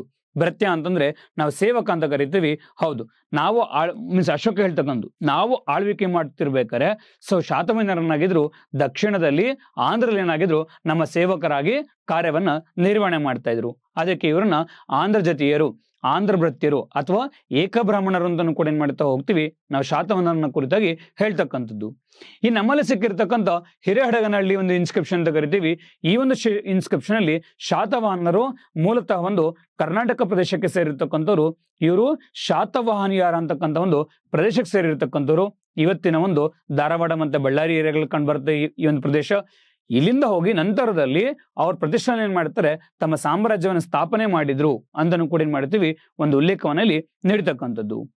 ಅಂಡ್ ಹಾಗಿದ್ರೆ ಈಗ ಈ ಕ್ವಶನ್ಗೆ ಯಾವ ಹೇಳಿಕೆ ಸರಿಯಾಗಿದೆ ನೋಡಿ. ಇಲ್ಲಿ 12ನೇ ಶಿಲಾಶಾಸನ ಕೊಡಬೇಕಿತ್ತು, ಅವರು 13 ಅಂತ ಕೊಟ್ಟಿದ್ದಾರೆ. ಇನ್ನು 13 ಕೊಟ್ಟರೆ ನೀವು ಈಸಿಯಾಗಿ ಆನ್ಸರ್ ಮಾಡಬಹುದು. ಯಾಕೆ ಅಂತಂದ್ರೆ the 13th rock addict inscription ಇದನ್ ಮಾಡುತ್ತೆ ಅಶೋಕನ ಒಂದು ಕಳಿಂಗ ವಾರ್ ಬಗ್ಗೆ ಏನ್ ಮಾಡುತ್ತೆ ಇಲ್ಲಿ ಮಾತಾಡ್ತಕ್ಕಂಥದ್ದು. ಸೊ ಇದು ಆಪ್ಷನ್ 1 ಏನಾಗಿದೆ ಇಲ್ಲಿ ರಾಂಗ್ ಆಗಿದೆ. ಇನ್ನು ಬಿ ಕರೆಕ್ಟ್ ಆಗಿದೆಯಾ? ಹೌದು. ಇವರ ಒಂದು ಫೌಂಡರ್ ಸಿಮುಖ ಆಗಿದ್ರು ಕೂಡ ಅಷ್ಟೇ 1ನೇ ಶಾತಕರ್ಣಿನ ನಾವು ಶಾತವಾಹನರಲ್ಲೇ ನಿಜವಾದ ಸ್ಥಾಪಕ ಅಂತ ಕರಿತೀವಿ. ಸೊ ಇಲ್ಲಿ option B nothing but B ಮಾತ್ರ ಏನಾಗಿದೆ ಈ ಒಂದು ಆಪ್ಷನ್ ಈ ಒಂದು ಕ್ವಶನ್ ಅಲ್ಲಿ ಕರೆಕ್ಟ್ ಆಗಿ ಇರ್ತಕ್ಕಂಥದ್ದು. ಓಕೆ, ನೆಕ್ಸ್ಟ್ ಕ್ವಶನ್ ಹೋಗೋಣ. ಈಗ the question number 11. Okay, question number 11. ಈ ಕೆಳಗಿನ ಹೇಳಿಕೆಗಳನ್ನ ಪರಿಗಣಿಸಿ. Consider the following statements. And statement number A, Gunadhya ಅವರು ಪೈಶಾಚಿ ಭಾಷೆಯಲ್ಲಿ ಬೃಹತ್ ಕಥಾ ಅಥವಾ ಒಡ್ಡ ಕಥೆಯನ್ನ ರಚಿಸಿದ್ದಾರೆ. ಓಕೆ. ಅಂಡ್ ಆಪ್ಷನ್ ಬಿ, ನಂತರ ಇದನ್ನು ಗಂಗರ ರಾಜ ದುರ್ವಿನೀತನು ಸಂಸ್ಕೃತಕ್ಕೆ ಅನುವಾದಿಸಿದನು. ಈ ಮೇಲಿನ ಹೇಳಿಕೆಗಳಲ್ಲಿ ಯಾವುದು ಸರಿಯಾಗಿದೆ? ಸೊ ಎ ಮಾತ್ರನಾ, ಬಿ ಮಾತ್ರನಾ, ಎರಡು ಸರಿಯಾಗಿದೆಯಾ ಅಥವಾ ಎರಡು ತಪ್ಪಾಗಿದೆಯಾ? ಸೊ ಕಮೆಂಟ್ ಸೆಕ್ಷನ್ ಅಲ್ಲಿ ಆನ್ಸರ್ ಮಾಡಿ ಈ ಕ್ವಶನ್ಗೆ. ನಾವು will go with the descriptive formation. So ಈ ಒಂದು ಕ್ವಶನ್ ಏನ್ ಮಾಡ್ತಾ ಹೋಗಿದಾರಲ್ಲಿ, ಸೊ ದುರ್ವಿನೀತನ ಸಂಬಂಧಪಟ್ಟ ಹಾಗೆ ಈ ಕ್ವಶನ್ ಅಲ್ಲಿ ತೆಗೆದಿರ್ತಕ್ಕಂಥದ್ದು. ದುರ್ವಿನೀತ ಯಾರು ಅಂತಂದ್ರೆ ಗಂಗರ ಒಂದು ಪ್ರಸಿದ್ಧ ಒಂದು ದೊರೆಯಾಗಿದ್ದ. ಅಂಡ್ ಅವರ ಒಂದು ತಾಯಿ ಬಂದು ಪುನ್ನಾಟ ರಾಜವಂಶ ಅಂತ ಕರಿತೀವಿ, ಅದಕ್ಕೆ ಸೇರಿರ್ತಕ್ಕಂಥವ್ರು. ಪುನ್ನಾಟ ರಾಜವಂಶದಲ್ಲಿ ಯಾವುದೇ ರೀತಿ ಉತ್ತರಾಧಿಕಾರಿಗಳು ಇರೋದಿಲ್ಲ. ನಂತರದಲ್ಲಿ ಆ ಪುನ್ನಾಟ ರಾಜಮನೆತನ ಕೂಡ ಅಷ್ಟೇ ದುರ್ವಿನೀತನ ಒಂದು ಆಳ್ವಿಕೆ ಸಂದರ್ಭದಲ್ಲೇ ನಮ್ಮ ಒಂದು ಗಂಗಾ ಸಾಮ್ರಾಜ್ಯಕ್ಕೆ ಒಳಗೊಳ್ಳುತ್ತೆ. ಅಂಡ್ ಇವ್ರ ಕಾಲದಲ್ಲಿ ಸಿಗ್ತಕ್ಕಂಥ ದ ಫೇಮಸ್ ಇನ್ಸ್ಕ್ರಿಪ್ಷನ್ ನಲ್ಲಾಳದ ಒಂದು ತಾಮ್ರಪಟ ಶಾಸನ ಅಂತ ಕರಿತೀವಿ. ಆ ಒಂದು ಶಾಸನದಲ್ಲಿ ದುರ್ವಿನೀತ ಏನ್ ಮಾಡ್ತಾ ಹೋಗಿದ್ದಾನೆ ಇವಾಗ, ಸೊ ಅವನು ಕೆಲವೊಂದು ಕೆರೆಗಳ ನಿರ್ಮಾಣ ಮಾಡಿದ್ರ ಬಗ್ಗೆ ಅಥವಾ ನೀರಾವರಿಗೆ ಅವ್ನು ಕೊಟ್ಟಿರೋ ಪ್ರಾಮುಖ್ಯತೆ ಬಗ್ಗೆ ಏನ್ ಮಾಡಿದಾರೆ ಇಲ್ಲಿ ಒಂದು ಉಲ್ಲೇಖವನ್ನಲ್ಲಿ ಜೊತೆಗೆ. ಸೊ ಇವರು ಕೂಡ ಏನಾಗ್ತಾರೆ ಕನ್ನಡ ಭಾಷೆಯಲ್ಲಿ ಮತ್ತು ಸಂಸ್ಕೃತ ಭಾಷೆಯಲ್ಲಿ ವಿದ್ವಾಂಸರಾಗಿದ್ದು. ಅಂಡ್ ಅಷ್ಟೇ ಅಲ್ದೇನೆ ಸೊ ಫೇಮಸ್ ಕವಿ ಆಗಿರ್ತಕ್ಕಂಥ ಸಂಸ್ಕೃತ ಕವಿ ಆಗಿರ್ತಕ್ಕಂಥ ನಾವು ಭಾರವಿ ಅಂತ ಕರಿತೀವಿ. ಅವ್ರೊಂದು ಪುಸ್ತಕ ಬರೀತಾರೆ, ಅದುವೇ ಕೀರ್ತಾರ್ಜುನಿ ಅಂತ ಕರಿತೀವಿ. ಆ ಕೀರ್ತಾರ್ಜುನಿಯ ಪುಸ್ತಕದ ಒಂದು 15ನೇ ಸಗರ ಅಥವಾ 15ನೇ ಸರ್ಗಕ್ಕೆ ಅಂತ ಕರೀತಾ ಹೋಗ್ತೀವಿ. ಅದರ ಮೇಲೆ ಕುರಿತಾಗಿ ಒಂದು ವಿಮರ್ಶೆನ ಬರೀತಕ್ಕಂಥ ಕೆಲಸ, ಒಂದು ಕಮೆಂಟ್ರಿನ ಬರೀತಕ್ಕಂಥ ಕೆಲಸ ಯಾರು ಮಾಡ್ತಾರೆ, ಸ್ವತಃ ದುರ್ವಿನೀತನೇ ಮಾಡ್ತಕ್ಕಂಥದ್ದು. ಇನ್ನ ಈ ಗುಣಾಢ್ಯ ಬರೆದಿರ್ತಕ್ಕಂಥ ದ ಫೇಮಸ್ ಪುಸ್ತಕ ಬೃಹತ್ ಕಥಾ ಅಥವಾ ಒಡ್ಡ ಕಥಾ ಅಂತ ಕರಿತೀವಿ. ಅದನ್ನೇನ್ ಮಾಡ್ತಾರೆ ಇಲ್ಲಿ ಸಂಸ್ಕೃತಕ್ಕೆ ಏನ್ ಮಾಡ್ತಾರೆ ಇಲ್ಲಿ ಒಂದು ಭಾಷಾಂತರವನ್ನು ಕೂಡ ಇಲ್ಲಿ ಮಾಡ್ತಕ್ಕಂಥದ್ದು. ಸಿ ಇಲ್ಲಿಂದ ಅರ್ಥ ಮಾಡ್ಕೋಬೇಕಾಗಿರೋದು ಅಂತಂದ್ರೆ ಈ ಗುಣಾಢ್ಯ ಯಾರ ಕಾಲದಲ್ಲಿ ಬಂದ. ಸೊ ಇವನ್ ಬರ್ತಕ್ಕನ್ನೋದು ಸೊ ಫೇಮಸ್ ಪರ್ಸನ್, ಅದುವೇ ನಾವು ಶಾತವಾಹನರ ದೊರೆ ಹಾಲ ಅಂತ ಕರಿತೀವಿ. ಈ ಹಾಲ ಶಾತವಾಹನರಲ್ಲಿ ಅತ್ಯಂತ ಒಂದು ಶಾಂತಿ ಪ್ರಿಯ ಅರಸ ಆಗಿದ್ದ. ಇವರು ಕೂಡ ಒಂದು ಪುಸ್ತಕ ಬರೀತಾರೆ, ಹಾಲನ ಒಂದು ಗದಾ ಸಪ್ತಸತಿ. ಇವರ ಮಂತ್ರಿಯಾಗಿ ಗುಣಾಢ್ಯ ಒಂದು ಪುಸ್ತಕ ಬರೀತಾರೆ, ಅದುವೇ ಪೈಶಾಚಿ ಭಾಷೆ. ಪೈಶಾಚಿ ಅಂತಕ್ಕಂದು ಪ್ರಾಕೃತ ಭಾಷೆ ಒಂದು ಉಪಭಾಷೆಯಾಗಿದೆ. ಈ ಒಂದು ಪುಸ್ತಕದಲ್ಲಿ ಇವರೇನ್ ಮಾಡ್ತಾ ಹೋಗ್ತಾರೆ, ಬೃಹತ್ ಕಥಾ ಅಥವಾ ಒಡ್ಡ ಕಥಾ ನಿರ್ಮಾಣ ಮಾಡ್ತಾರೆ. ಅದು ನಂತರದಲ್ಲಿ ಗಂಗರ ದುರ್ವಿನೀತ ಏನ್ ಮಾಡ್ತಾರೆ, ಸಂಸ್ಕೃತ ಭಾಷೆಗೆ ಅನುವಾದ ಮಾಡ್ತಕ್ಕಂಥದ್ದು. ಪ್ರಾಕೃತ ಭಾಷೆಯಿಂದ ಸಂಸ್ಕೃತ ಭಾಷೆಗೆ ಏನ್ ಮಾಡ್ತಾರೆ, ಒಂದು ಅನುವಾದನಲ್ಲಿ ಮಾಡ್ತಾ ಹೋಗ್ತಾರೆ. ಅಂಡ್ ಅಷ್ಟೇ ಅಲ್ದೇನೆ ಇವ್ರನ್ನ ಕುರಿತಾಗಿ ನಮ್ಮ ಕರ್ನಾಟಕದ ಒಂದು ದ ಫೇಮಸ್ ಪರ್ಸನ್ ಆಗಿರ್ತಕ್ಕಂಥ ಶ್ರೀ ವಿಜಯ ಅವ್ರು ಬರೆದಿರ್ತಕ್ಕಂಥ ಒಂದು ಕವಿರಾಜ ಮಾರ್ಗ ಪುಸ್ತಕ, ಆ ಒಂದು ಪುಸ್ತಕದಲ್ಲಿ ಇವ್ರನ್ನ ಅತ್ಯಂತ ಒಂದು ಶ್ರೇಷ್ಠ ಬರಹಗಾರ ಅಂತ ಏನ್ ಮಾಡಿದ್ರಲ್ಲಿ ಒಂದು ಉಲ್ಲೇಖವನ್ನ ಮಾಡಿದ್ದಾರೆ. ಅಂಡ್ ಜೊತೆಗೆ ಏನ್ ಮಾಡ್ತಾ ಹೋಗ್ತಾರೆ, ಈ ಒಂದು ಶ್ರೀ ವಿಜಯನ ಒಂದು ಕವಿರಾಜ ಮಾರ್ಗ ಕನ್ನಡದಲ್ಲಿರ್ತಕ್ಕಂಥ ಮೊಟ್ಟ ಮೊದಲ ಒಂದು ಉಪಲಬ್ಧ ಒಂದು ಗ್ರಂಥ ಅಂತಾನು ಕೂಡ ಹೇಳ್ತಾ ಹೋಗ್ತೀವಿ. ಹಾಗಿದ್ರೆ ಈ ಕ್ವಶನ್ ಏನ್ ಆನ್ಸರ್ ಆಗಿದೆ ಇವಾಗ, ಗುಣಾಢ್ಯ ಅವರು ಪೈಶಾಚಿ ಭಾಷೆಯಲ್ಲಿ ಬೃಹತ್ ಕಥಾ ಅಥವಾ ಒಡ್ಡ ಕಥಾವನ್ನ ರಚಿಸಿದ್ದಾರೆ. Yes, option A is true one. ನಂತರ ಇದನ್ನ ಗಂಗರ ರಾಜ ದುರ್ವಿನೀತನು ಸಂಸ್ಕೃತಕ್ಕೆ ಅನುವಾದಿಸಿದನು. This is also true. So here option C, A ಮತ್ತೆ ಬಿ ಎರಡು ಕೂಡ ಸರಿಯಾಗಿದೆ. ಬಟ್ ಕೇರ್ಫುಲ್, ಸಮಟೈಮ್ಸ್ ಸಂಸ್ಕೃತ ಬದಲಾಗಿ ಏನ್ ಮಾಡ್ತಾರೆ, ಕನ್ನಡ ಅಂತ ಕೊಡ್ತಾರೆ. ಹಂಗಾದ್ರೆ ಇನ್ ಕೇಸ್ ಕನ್ನಡ ಅಂತ ಕೊಟ್ರೆ ಆಪ್ಷನ್ ಏನಾಗಿರುತ್ತದು ತಪ್ಪಾಗಿರುತ್ತೆ. ಆ ತರ ಸಿಲ್ಲಿ ಮಿಸ್ಟೇಕ್ಸ್ ಗಳು ನಾವು ಎಕ್ಸಾಮ್ ಅಲ್ಲಿ ಮಾಡಬಾರ್ದು. While you reading the statements careful ಆಗಿ ನೋಡಿ, ಕೇರ್ಫುಲ್ ಆಗಿ ಆನ್ಸರ್ ಮಾಡಿ. ಯಾಕಂದ್ರೆ ಈ ಒಂದು ವರ್ಡ್ಗಳಲ್ಲೇ ನಮ್ಮನ್ನ ತುಂಬಾ ಎಕ್ಸಾಮ್ ಹಾಲ್ಗಳಲ್ಲಿ ಮಿಸ್ಗೈಡ್ ಮಾಡ್ತಕ್ಕಂಥದ್ದು, especially in the history part ಅಲ್ಲಿ. ಓಕೆ, ನಾವ್ will go with the next one, the 12th question. ಇಲ್ಲೇನ್ ಮಾಡ್ತಾ ಹೋಗಿದ್ದಾರೆ, ಸೊ ಮ್ಯಾಚ್ ದ ಫಾಲೋವಿಂಗ್ ಕೇಳ್ತಾ ಹೋಗಿದ್ದಾರೆ. ಒಂದು ಕಡೆಗೆ ರಾಜಂದ್ರು ಅಂಡ್ ಇನ್ನೊಂದು ಕಡೆಗೆ ಓಕೆ ರಾಜರು ಮತ್ತೆ ಕವಿಗಳು, ಇನ್ನೊಂದು ಕಡೆಗೆ ಅವ್ರು ಬರೆದಿರ್ತಕ್ಕಂಥ ಒಂದು ಪುಸ್ತಕಗಳನ್ನ ಇಲ್ಲಿ ನಾವಿದನ್ನ ಹೊಂದಿಸಿ ಬರೀಬೇಕಾಗಿದೆ ಇಲ್ಲಿ. ಸೊ ಇವರೆಲ್ಲರೂ ಕೂಡ ಯಾರ ಕಾಲದಲ್ಲಿ ಇರ್ತಕ್ಕಂಥದ್ದು, ಗಂಗರ ಒಂದು ಕಾಲದಲ್ಲಿ ಬರ್ತಕ್ಕಂಥದ್ದು. ಗಂಗರ ಒಂದು ಸಾಹಿತ್ಯ ನೋಡೋದಾದ್ರೆ ಇವರ ಕಾಲದಲ್ಲಿ 2ನೇ ಮಾಧವ ಅಂತ ಕರೀತಾ ಹೋಗ್ತೀವಿ. ಅವ್ರ ದತ್ತಕ ಸೂತ್ರ ಅಂತೇಳಿ ಒಂದು ನಾಟಕವನ್ನ ಬರೀತಾರೆ. ಅಂಡ್ ನಂತರದಲ್ಲಿ ದುರ್ವಿನಿತ ಬರ್ತಾನೆ. ಎಸ್, ದುರ್ವಿನಿತನ ಬಗ್ಗೆ ನಾವು ಆಲ್ರೆಡಿ ಮಾತಾಡಿದೀವಿ. ಅಂಡ್ ನಂತರದಲ್ಲಿ ಶ್ರೀ ಪುರುಷ ಇವ್ರೇನ್ ಮಾಡ್ತಾ ಹೋಗ್ತಾರೆ, ಸಂಸ್ಕೃತ ಭಾಷೆಯಲ್ಲಿ ಗಜಶಾಸ್ತ್ರ ಪುಸ್ತಕನ ರಚನೆ ಮಾಡ್ತಾರೆ. ಅಂಡ್ ಅಷ್ಟಲ್ದೇನೆ ಕುಣಿಗಲ್ಲಿರ್ತಕ್ಕಂಥ ಕೆರೆ ಅದು ಕೂಡ ಶ್ರೀ ಪುರುಷನ ಕಾಲದಲ್ಲೇ ನಿರ್ಮಾಣ ಆಗಿರ್ತಕ್ಕಂಥದ್ದು. ನಂತರದಲ್ಲಿ 2ನೇ ಶಿವಮಹಾಧವ ಅಂತ ಕೂಡ ಕರೀತಾ ಹೋಗ್ತೀವಿ. ಆ ಒಂದು ವ್ಯಕ್ತಿ ಬಂದಿಲ್ಲಿ 3 ಪುಸ್ತಕ ರಚನೆ ಮಾಡ್ತಾರೆ. ಗಜಾಷ್ಟಕ ಅಂತೇಳಿ ಕನ್ನಡ ಭಾಷೆಯಲ್ಲಿ, ಸೇತುಬಂಧ ಅಂತೇಳಿ ಪ್ರಾಕೃತ ಭಾಷೆಯಲ್ಲಿ, ಅಂಡ್ ಗಜಮಾತ ಕಲ್ಪನಾ ಅಂತೇಳಿ ಸಂಸ್ಕೃತ ಭಾಷೆಯಲ್ಲಿ ರಚನೆ ಮಾಡ್ತಕ್ಕಂಥದ್ದು. ಇನ್ನ ಶ್ರೀ ಪುರುಷನ ಒಂದು ಗಜಶಾಸ್ತ್ರ ಪುಸ್ತಕದಲ್ಲಿ ಆನೆಗಳನ್ನ ಯಾವ ರೀತಿಯ ಟೈಮ್ ಮಾಡಬೇಕು, ಯಾವ ರೀತಿ ಪಳಗಿಸ್ಬೇಕು, ಅಂದ್ರೆ ಆನೆಗಳಿಗೆ ಸಂಬಂಧಪಟ್ಟ ಹಾಗೆ ಅವಕ್ಕೆ ಇರ್ತಕ್ಕಂಥ ಕೆಲವೊಂದು ಮೆಡಿಸಿನ್ ಬಗ್ಗೆ ಕೂಡ ಏನ್ ಮಾಡಿದ್ದಾರೆ, ಆ ಒಂದು ಪುಸ್ತಕದಲ್ಲಿ ವಿವರಣೆ ನೀಡಿದ್ದಾರೆ. ಇನ್ನ ಸೊ ಇವ್ರ ಕಾಲದಲ್ಲಿ ಬರ್ತಕ್ಕಂಥ ಬೇರೆ ಕವಿಗಳು, ಅದುವೇ ನಾಗವರ್ಮನ ಒಂದು ಚಂದೋಂಬುದಿ, ನೇಮಿಚಂದ್ರನ ಒಂದು ತ್ರಿಲೋಕಸಾರ ಮಧ್ಯದಲ್ಲಿ ದವ್ಯಸಾರ ಸಂಗ್ರಹ, ಹೇಮಸೇನ ಒಂದು ರಾಘವ ಪಾಂಡವೀಯ. ಎಸ್, ಹೇಮಸೇನ ರಾಘವ ಪಾಂಡವೀಯ ಹೇಗೆ ಅಂತಂದ್ರೆ ರಾಮಾಯಣ ಮತ್ತೆ ಮಹಾಭಾರತವನ್ನ, ರಾಮಾಯಣ ಮತ್ತೆ ಪಾಂಡವರನ್ನ ಬಗ್ಗೆ ಏನ್ ಮಾಡ್ತಾ ಹೋಗ್ತಿರ್ಲಿ ಸೈಮಲ್ಟೇನಿಯಸ್ ಆಗಿ ಹೇಳ್ತಕ್ಕಂಥ ಒಂದು ಕೃತಿಯೇ ಈ ಒಂದು ರಾಘವ ಪಾಂಡವೀಯ. ಅದು ಹೇಮಸೇನ ಬರೆದಿರ್ತಕ್ಕಂಥ ಒಂದು ಫೇಮಸ್ ಕೃತಿ. ಇನ್ನು ಅಧಿಪಸಿಂಹನ ಒಂದು ಗದ್ಯ ಚಿಂತಾಮಣಿ ಮತ್ತೆ ಶಸ್ತ್ರ ಚೂಡಾಮಣಿ. ಇನ್ನು ಚಾಮುಂಡರಾಯ ಮಂತ್ರಿ ಆಗಿರ್ತಾನೆ. 2ನೇ ಮಾರ್ಚಿ ಮತ್ತು 4ನೇ ಅಚ್ಚಮನೆಲ್ಲ ಕಾಲದಲ್ಲಿ ಮಂತ್ರಿಯ ಕಾರ್ಯನಿರ್ವಹಣೆ ಮಾಡಿರ್ತಾನೆ. ಅಂಡ್ ಇವನು ಸೊ ಚರಿತ್ರ ಸಾರ ಅಂತೇಳಿ ಸಂಸ್ಕೃತ ಭಾಷೆಯಲ್ಲಿ, ಚಾವುಂಡರಾಯ ಪುರಾಣ ಅಂತೇಳಿ ಕನ್ನಡ ಭಾಷೆಯಲ್ಲಿ ರಚನೆ ಮಾಡ್ತಕ್ಕಂಥದ್ದು. ಹಾಗಿದ್ರೆ ಈ ಒಂದು ಇದಕ್ಕೆ ಯಾವ್ದು ಕರೆಕ್ಟ್ ಆಗಿದೆ? ಎಸ್, ಶ್ರೀ ಪುರುಷ ಇವ್ರೇನ್ ಮಾಡಿದರೆ ಗಜಶಾಸ್ತ್ರ ಅಂತಕ್ಕಂಥ ಒಂದು ಪುಸ್ತಕದಲ್ಲಿ ರಚನೆ ಮಾಡಿರ್ತಕ್ಕಂಥದ್ದು. 2ನೇ ಶಿವಮಾರನ ಒಂದು ಗಜಾಷ್ಟಕ ಕೃತಿ, ನೇಮಿಚಂದ್ರನ ಒಂದು ತ್ರಿಲೋಕಸಾರ ಅಂಡ್ ಹೇಮಸೇನ ಒಂದು ರಾಘವ ಪಾಂಡವೀಯ. ಇದು ಆಸ್ ರೀಸನ್ ಆಗ್ತಾ ಹೋಗೋದ್ರಲ್ಲಿ ಮ್ಯಾಚ್ ದ ಫಾಲೋ ಆಗಿದೆ. 1ಗೆ A, 2ನೇದಕ್ಕೆ B, Cಗೆ 3 ಅಂಡ್ Dಗೆ 4. ಆಪ್ಷನ್ ಏನಾಗಿದೆ ಈ ಒಂದು ಕ್ವಶನ್ ಅಲ್ಲಿ ಟ್ರೂ ಆಗಿರ್ತಕ್ಕಂಥದ್ದು. Next will go with the 13th question. It's about the ಮಾನಸ್ತಂಭಗಳು ಮತ್ತೆ ಬ್ರಹ್ಮ ಮಾನಸ್ತಂಭಗಳು ನಿರ್ಮಾಣವು ಯಾರ ಕೊಡುಗೆ ಆಗಿದೆ? ಯಾವ ಒಂದು ಸಾಮ್ರಾಜ್ಯವು ಈ ರೀತಿ ಕೊಡುಗೆಗಳನ್ನ ವಾಸ್ತುಶಿಲ್ಪಕ್ಕೆ ನೀಡಿದ್ದಾರೆ? ನೆಕ್ಸ್ಟ್ ಒನ್ ಇಸ್ ಓಕೆ, ಈ 13, 14ನೇ ಕ್ವಶನ್ಗೆ ನಾನು ಒಟ್ಟಿಗೆ ಡಿಸ್ಕ್ರಿಪ್ಷನ್ ಕೊಡ್ತೀನಿ. 14th ಕ್ವಶನ್ ಇಸ್ ಗಂಗರ ನಿರ್ಮಾಣವು ಪಲ್ಲವ ಶೈಲಿಯಿಂದ ಅತಿ ಹೆಚ್ಚು ಪ್ರಭಾವಿತವಾಗಿತ್ತು. ಎಸ್, ಗಂಗರ ಒಂದು ವಾಸ್ತುಶಿಲ್ಪವು ಜೈನ ವಾಸ್ತುಶಿಲ್ಪದೊಂದಿಗೆ ಹೆಚ್ಚು ಒಂದು ಪ್ರಾಬಲ್ಯವನ್ನ ಹೊಂದಿತ್ತು. ಈ ಹೇಳಿಕೆಗಳನ್ನ ಪರಿಗಣಿಸಿ 1 ಮಾತ್ರ 2 ಮಾತ್ರ A2 okay, both A and B and neither A nor B. Okay, will go with explanation. ಗಂಗರ ಒಂದು ಆರ್ಕಿಟೆಕ್ಚರ್ ಹೇಳಬೇಕು ಅಂತಂದ್ರೆ ಹೌದು, ಗಂಗರ ಒಂದು ವಾಸ್ತುಶಿಲ್ಪ ಏನಾಗಿತ್ತು, ಪಲ್ಲವರಿಂದ ಅತ್ಯಂತ ಹೆಚ್ಚಿನ ಒಂದು ಏನ್ ಮಾಡ್ತಾ ಹೋಗ್ತೀವಿ ಇನ್ಫ್ಲುಯೆನ್ಸ್ ನಲ್ಲಿ ನೋಡಿರ್ತಕ್ಕಂಥದ್ದು. ಅಂಡ್ ಜೊತೆಗೆ ಡಾಕ್ಟರ್ MV ಕೃಷ್ಣರಾವ್ ಅಂತ ಕರಿತೀವಿ, ಅವ್ರೇನ್ ಮಾಡ್ತಾ ಹೋಗ್ತಾರೆ, ಗಂಗರ ಒಂದು ವಾಸ್ತುಶಿಲ್ಪದಲ್ಲಿ ಜೈನರ ಒಂದು ಪ್ರಾಬಲ್ಯ ಇರೋದ್ರ ಬಗ್ಗೆ ಅವರು ಕೂಡ ಉಲ್ಲೇಖನ ಮಾಡ್ತಾ ಹೋಗಿದ್ದಾರೆ. ಇನ್ನು ಪ್ರೈವೇಟ್ ಆಗಿ ಹೇಳಬೇಕು ಅಂತಂದ್ರೆ ಇವರು ವಾಸ್ತುಶಿಲ್ಪಕ್ಕೆ ಅತ್ಯಂತ ಹೆಚ್ಚಿನ ಸ್ಪೆಷಲ್ ಫ್ಯೂಚರ್ ಅನ್ನು ಕೊಟ್ಟಿಲ್ಲ. ಆಸ್ ಲೈಕ್ ಬಾದಾಮಿ ಚಾಲುಕ್ಯ, ರಾಷ್ಟ್ರಕೂಟರು ಕೊಟ್ಟಿರ್ತಾರ, ಗಂಗರಲ್ಲಿ ನಾವು ಅತ್ಯಂತ ಹೆಚ್ಚಿನ ಒಂದು ಹೊಸದ ಏನೋ ಓಕೆ ಇಂಟ್ರೊಡ್ಯೂಸ್ ನಾವಿಲ್ಲಿ ಎಲ್ಲೂ ಕೂಡ ಇಲ್ಲಿ ನೋಡೋದಿಲ್ಲ. ಅಂಡ್ ಇವ್ರ ಕಲ್ ಸಿಗ್ತಕ್ಕಂಥ ಹೊಸದೇನು ಅಂತಂದ್ರೆ ಒಂದು ಹೀರೋ ಸ್ಟೋನ್ಸ್ಗಳು, ಅಂದ್ರೆ ಸೊ ಮಾಸ್ತಿ ಕಲ್ಲುಗಳು, ವೀರ ಕಲ್ಲುಗಳು, ಅಂದ್ರೆ ಒಂದು ವೀರ ಯೋಧರ ಕುರಿತಾಗಿರ್ತಕ್ಕಂಥ ಒಂದು ಈ ಕಲ್ಲುಗಳ ಒಂದು ರಚನೆ ನೋಡ್ತಾ ಹೋಗ್ತೀವಿ. ಅಂಡ್ ಅದನ್ನ ಬಿಟ್ಟರೆ ಮೇಜರ್ ಆಗಿ ಇವ್ರ ಕಾಲದಲ್ಲಿ ದ ಫೈನ್ ಟೆಂಪಲ್ಸ್ ಎಲ್ಲ ನಿರ್ಮಾಣ ಮಾಡಿದ್ದಾರೆ ಅಂತಂದ್ರೆ ಕೋಲಾರದ ಒಂದು ಕೋಲಾರಮ್ಮನ ಟೆಂಪಲ್, ತಲಕಾಡಿನ ಒಂದು ಪಟಾಲೇಶ್ವರ ಮತ್ತೆ ಮರಳೇಶ್ವರ ಟೆಂಪಲ್, ಬೇಗೂರಿನ Nagareshwara temple, Mannayya Kapileshwara temple, and Nagavara, Gangavara, Nandi, Arethippur ಮತ್ತೆ ನರಸಮಂಗಲದಲ್ಲೂ ಕೂಡ ಏನ್ ಮಾಡಿದ್ದಾರೆ ಇವರು ಟೆಂಪಲ್ಗಳಲ್ಲಿ ರಚನೆ ಮಾಡಿರ್ತಕ್ಕಂಥದ್ದು.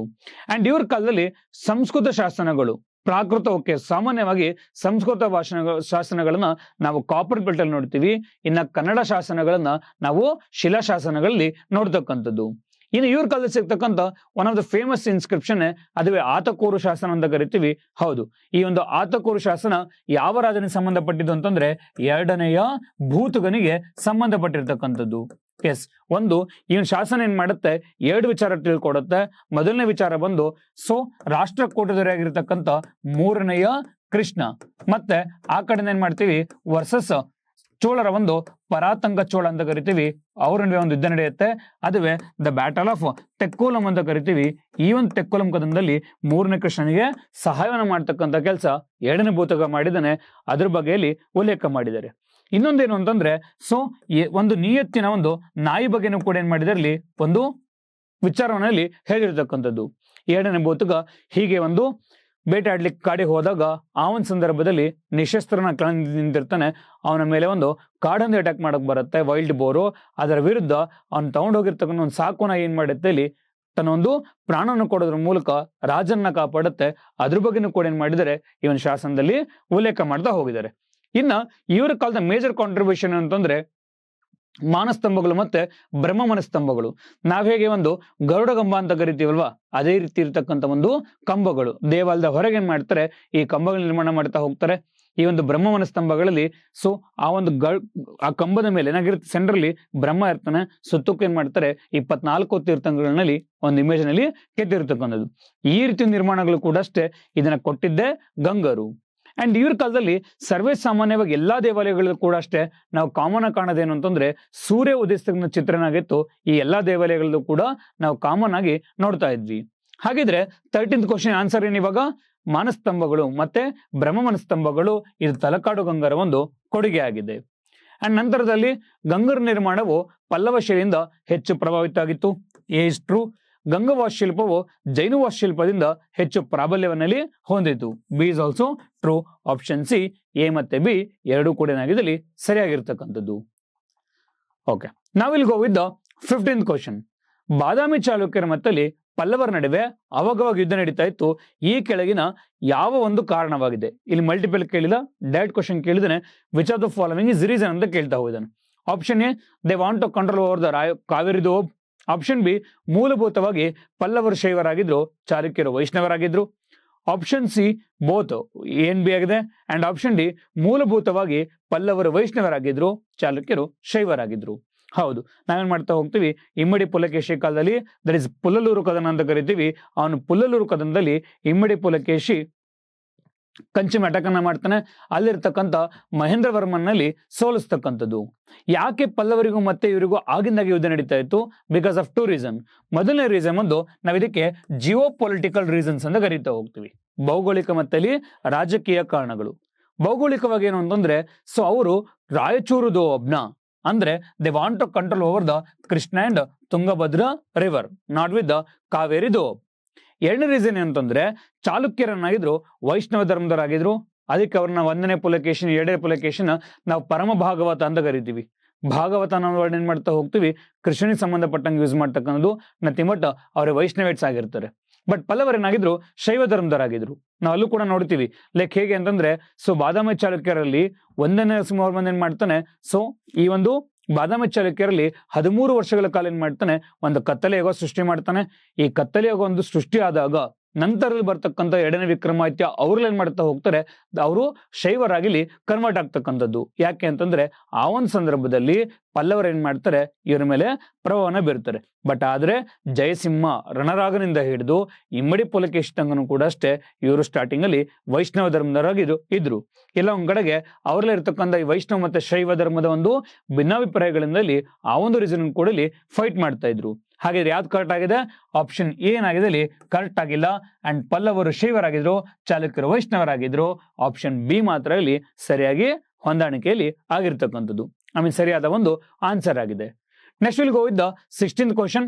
ಹೊಯ್ಸಳ ಒಂದು ವಾಸ್ತುಶೈಲಿಯ ಬಗ್ಗೆ ಈ ಹೇಳಿಕೆಗಳನ್ನ ಪರಿಗಣಿಸಿ. Consider the following statements regarding over the Hoysalas architecture. ದೇವಾಲಯಗಳನ್ನು ಕೂಟ ಶೈಲಿಯ ನಥಿಂಗ್ ಗರ್ಭಗುಡಿಯ ಒಂದು ಆಧಾರದ ಮೇಲೆ ವರ್ಗೀಕರಿಸಲಾಗಿದೆ. Temple were classified on the base of the kuta style, ಗರ್ಭಗುಡಿ. ಆಪ್ಷನ್ ಬಿ, ಬೇಲೂರಿನ ಚನ್ನಕೇಶವ ದೇವಾಲಯವು ಏಕಕೂಟ ಶೈಲಿಯ ಒಂದು ವಾಸ್ತುಶಿಲ್ಪಕ್ಕೆ ಅತ್ಯುತ್ತಮ ಉದಾಹರಣೆ ಆಗಿದೆ. The Channakeshava temple of Belur is an best example for the Ekakuta style of the architecture. A ಮಾತ್ರ, ಬಿ ಮಾತ್ರ, both A and B, neither A nor B. Will go to the Hoysalas architecture.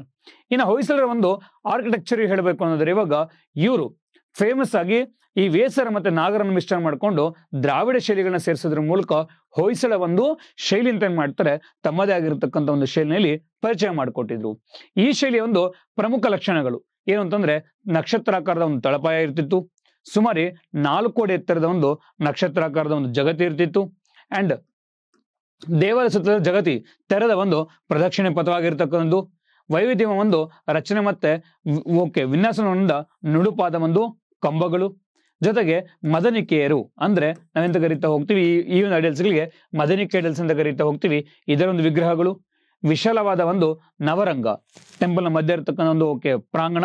Next one is Bhuvaneshwari, ಕೆತ್ತನೆಗೊಂಡೊಂದು ಮೇಲ್ಚಾವಣಿ ಇರ್ಬೋದು, and ವಿಮಾನ ಅಥವಾ ಶಿಖರ ಇರ್ಬೋದು. And 1 ರಿಂದ 5 ಗರ್ಭಗುಡಿಗಳು. 1 ಗರ್ಭಗುಡಿ ಏಕಕೂಟ, 2 ಇದ್ರೆ ದ್ವಿಕೂಟ, 3 ಇದ್ರೆ ತ್ರಿಕೂಟ, 4 ಇದ್ರೆ ಚತುಷ್ಕೂಟ, 5 ಇದ್ರೆ ಪಂಚಕೂಟ. ಓಕೆ, ಅಂದ್ರೆ ಇವರ ಒಂದು ದೇವಾಲಯಗಳನ್ನ ಈಗ ಕೂಟ ಅಂದ್ರೆ ಗರ್ಭಗೃಹಗಳ ಮೇಲೆ ವಿಂಗಡಿಸಲಾಗ್ತಿತ್ತು. ಕರೆಕ್ಟ್ ಆಗಿದೆ. ನೆಕ್ಸ್ಟ್ ಒನ್ ಇಸ್ ಅಲ್ಲಿರ್ತಕ್ಕಂಥ ಹಾಗೆ ಯಾವ ದೇವಸ್ಥಾನ ನೋಡ್ತಾ ಹೋಗ್ತೀವಿ. ಮೊದಲನೇದು ಏಕಕೂಟ. ಇದಕ್ಕೆ ಬೇಲೂರಿನ ಚೆನ್ನಕೇಶ್ವರ ಟೆಂಪಲ್, ಅಮೃತಾಪುರದ ಅಮೃತೇಶ್ವರ, ಹರಿಹರದ ಒಂದು ಹರಿಹರೇಶ್ವರ ಟೆಂಪಲ್ ಏನಾಗಿದೆ ಬೆಸ್ಟ್ ಎಕ್ಸಾಂಪಲ್ ಆಗಿರ್ತಕ್ಕಂಥದ್ದು. ಇನ್ನು ದ್ವಿಕೂಟ ಹಳೆಬೀಡಿನ ಹೊಯ್ಸಳೇಶ್ವರ ಟೆಂಪಲ್ ಅಂಡ್ ಹಳೆಬೀಡಿನ ಒಂದು ಶಾಂತಲೇಶ್ವರ ಟೆಂಪಲ್ ಆಗಿದೆ. ಇನ್ನು ತ್ರಿಕೂಟಕ್ಕೆ ಬಳ್ಳಿಗಾವಿಯ ಒಂದು ಕೇದಾರೇಶ್ವರ ಟೆಂಪಲ್. ಇನ್ನು ಚತುಷ್ಕೂಟಕ್ಕೆ ದೊಡ್ಡಗಾವಡಹಳ್ಳಿಯ ಒಂದು ಲಕ್ಷ್ಮೀ ಟೆಂಪಲ್.